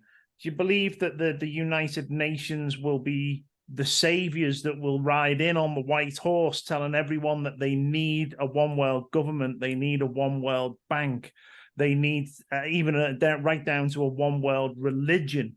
Do you think the UN are the Trojan horse in all of this, trying to look pretty and good, but basically they are the ultimate enemy that are going to roll out this one world global system? Absolutely. Yep. Yeah, that's what's happened. I mean, I think they already showed up in Ottawa when they had that trucker convoy. You know, they brought in these that's right, the aircraft were there, weren't they? They were the blue military helmets, I think. Yeah. No, you're absolutely correct. And the trucker convoy, I mean, 90% of those people were in good faith, but some of them were working as paid opposition too, because the leading trucks all had the Canadian flag on them. And when Trudeau saw that, you know, it was all planned out. He's saying, right on, you know, because Canada's not a country. It's just a company. It's a corporation. Yeah. So they got the corporation flag going in favor of Trudeau. You know what I mean? So, you know, it was kind of crazy. And a lot of people they still didn't catch on. But absolutely, you know, the United States based out of New York, and NATO, I believe their headquarters out of Denmark, Copenhagen. You got the Vikings. So, yeah. It is. So, you know, any final parting words for people? What we'll do, we'll put up the links to the interview that we played earlier, so people can watch that at their own pace. Because what I found I did is, when I watched your interview, I kept rewinding things and going and researching things and looking further into it, because something would trigger something that I already knew, and I'd link it to something else. So I'll put the links in for that, and obviously the links that you'll send me over as well that we've discussed. But as parting words for everyone right now, what can you tell us? I have two. Okay. And this is out of the Bible, Ephesians 5:11, 5:14. Take no part in the unfruitful works of darkness, but instead expose them. For it is shameful even to speak of the things that they do in secret. But when anything is exposed by the light, it becomes visible. For anything that becomes visible is light. And I'm going to finish it off out of my book. Everybody needs to get a book. If you want to buy a book, you can buy it on Amazon or Kindle. But I do have many copies I ship all over the world. And shipping's a bit expensive if it goes to Europe, but I can ship them to Mexico, or I've shipped them all over Texas, whatever. But my email address, if you want a book, just send me an email. Okay. It's my name, Boyd Anderson, 17@gmail.com. Okay. 17's always been my number because that's the number I wore when I scored the goals. Okay, I'm going to finish it off on page 237 of my book regarding the number 555. In the occult means highest death, but in the godly earthly world, it's a sign of positive changes, bringing you into a greater alignment with your soul purpose and with greater love, vitality, and abundance. I recently realized that it also has a strong meaning of releasing the past. 555 is about life choices and also speaks about expressing the truth of your brilliant, authentic life as an individual. It's about being open, adaptable, and willing to learn lessons as you journey through life one step at a time, aligning more fully with your highest soul truth, your freedom, and your authentic vibration. I wanted to stress that because there's no higher religion than the truth. Yeah, absolutely. And that's what we're trying to preach to everyone and try and get the truth out there as much as we dig through. With 555 as well, one thing that it did trigger to me, there was a world famous car driver called Colin McRae. Colin McRae was the world rally champion multiple times in a Subaru. His sponsor was 555. In fact, 555 was the number all down the car. It was an Asian cigarette brand. And funnily enough, he died in a helicopter crash. So whether that was on the means of an extreme death and it was a sacrifice, I don't know. But again, the number 555 pops up, and it does seem quite a coincidence. Absolutely. Tony Blair of England declared his next UK election to be for 555, May 5th, 2005. Yeah. You know, so yeah, you can go on and on. If you want to check out another guy who seems to be obsessed with the number 537, simply Google Rishi Sunak, the Prime Minister of England. Yeah. Just Google Rishi Sunak 537. Yeah. And then scroll down the page and just check out all the 537s on the headings of all his page. I mean, it's and that's Hindu. He's a Hindu, I think. Yeah. But you know, because see Shiva, you know, Obama, you know, if you check out my website has been scrubbed a lot, but you'll see a picture there of Obama back in 2010 or whatever, posing as Shiva, you know, and my website is simply under the radar 537-555.com. Yeah. Yeah, and we'll share that as well. As you know, we could go on for hours talking. There's so much to cover, and we'll come back and we'll cover certain topics in the future. I'm absolutely certain. Boyd, this has been probably one of the quietest conversations where I've not spoken as much as people are used to, but it's good because the information needed to come out today and people can go away and do their own research. Probably the longest podcast we've done. Usually it's around about 2 hours maximum that we do, and we know that this has gone well over. But what you're getting out of me today is huge, and people need to be aware of it. And thank you so much for allowing me to get this news out to the public. No, absolutely. And people need to go away and connect the dots. The information that's in the book, again, there's tangents from certain names, certain people, things that I've learned in the past that again tie into what you're saying. And I'm sure in time there'll be more information that comes forward on this that will put more pieces of the jigsaw together and see an even bigger picture. And but yeah, I like the fact that we discussed the positive nature of things, regardless of what they're trying. You mentioned earlier we've come out the age of Pisces and into the age of Aquarius, which is a time of awakening. I do believe that people are being deliberately dumbed down on a very accelerated scale to stop them waking up. And there's a good chance that what they're trying to achieve, as clever as it is, as much money and military and everything that they have back in them, there's a good chance that they're not going to be able to do this. Yeah. I wanted to mention one last thing is we are going from the age of Pisces, I'm a Pisces, into the age of Aquarius, which is all about the element air.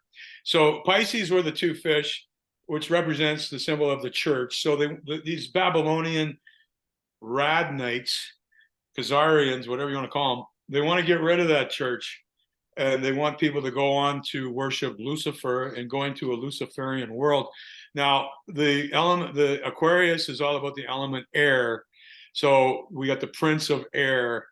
And, that's why they had us wearing masks, and the virus is in the air. It's impossible to get a virus out of the air. Yeah, it's all about touch, as long as you wash your hands and, you're fine. But, I did want to say, which is kind of another coincidence, and I used to tell this to Thomas all the time. I'd say, Thomas, when I scored that 5th goal, Lysiak, the puck went in Lysiak. I said, Tommy, and he centered the puck out to me. And as the puck was coming to me, a big defenseman from behind, he must have been 6'4" without skates on. He was huge. Cross-checked me from behind. And my neck snapped back, and I literally left the ice. My feet were in the air when I got the puck on my stick and snapped it into the top corner of the net, all in one motion. So I don't know what to say, man. You were in the air. It was a divine happening. Well, thank you very much again. It's been a really great conversation, and Boyd, we'll be talking again, and I hope people get a lot out of this. The more people that share it, the more people are going to start investigating a lot more things and looking into a lot more things. So thank you once again. It's been really good. Thank you. Cheers. Thanks. Cheers.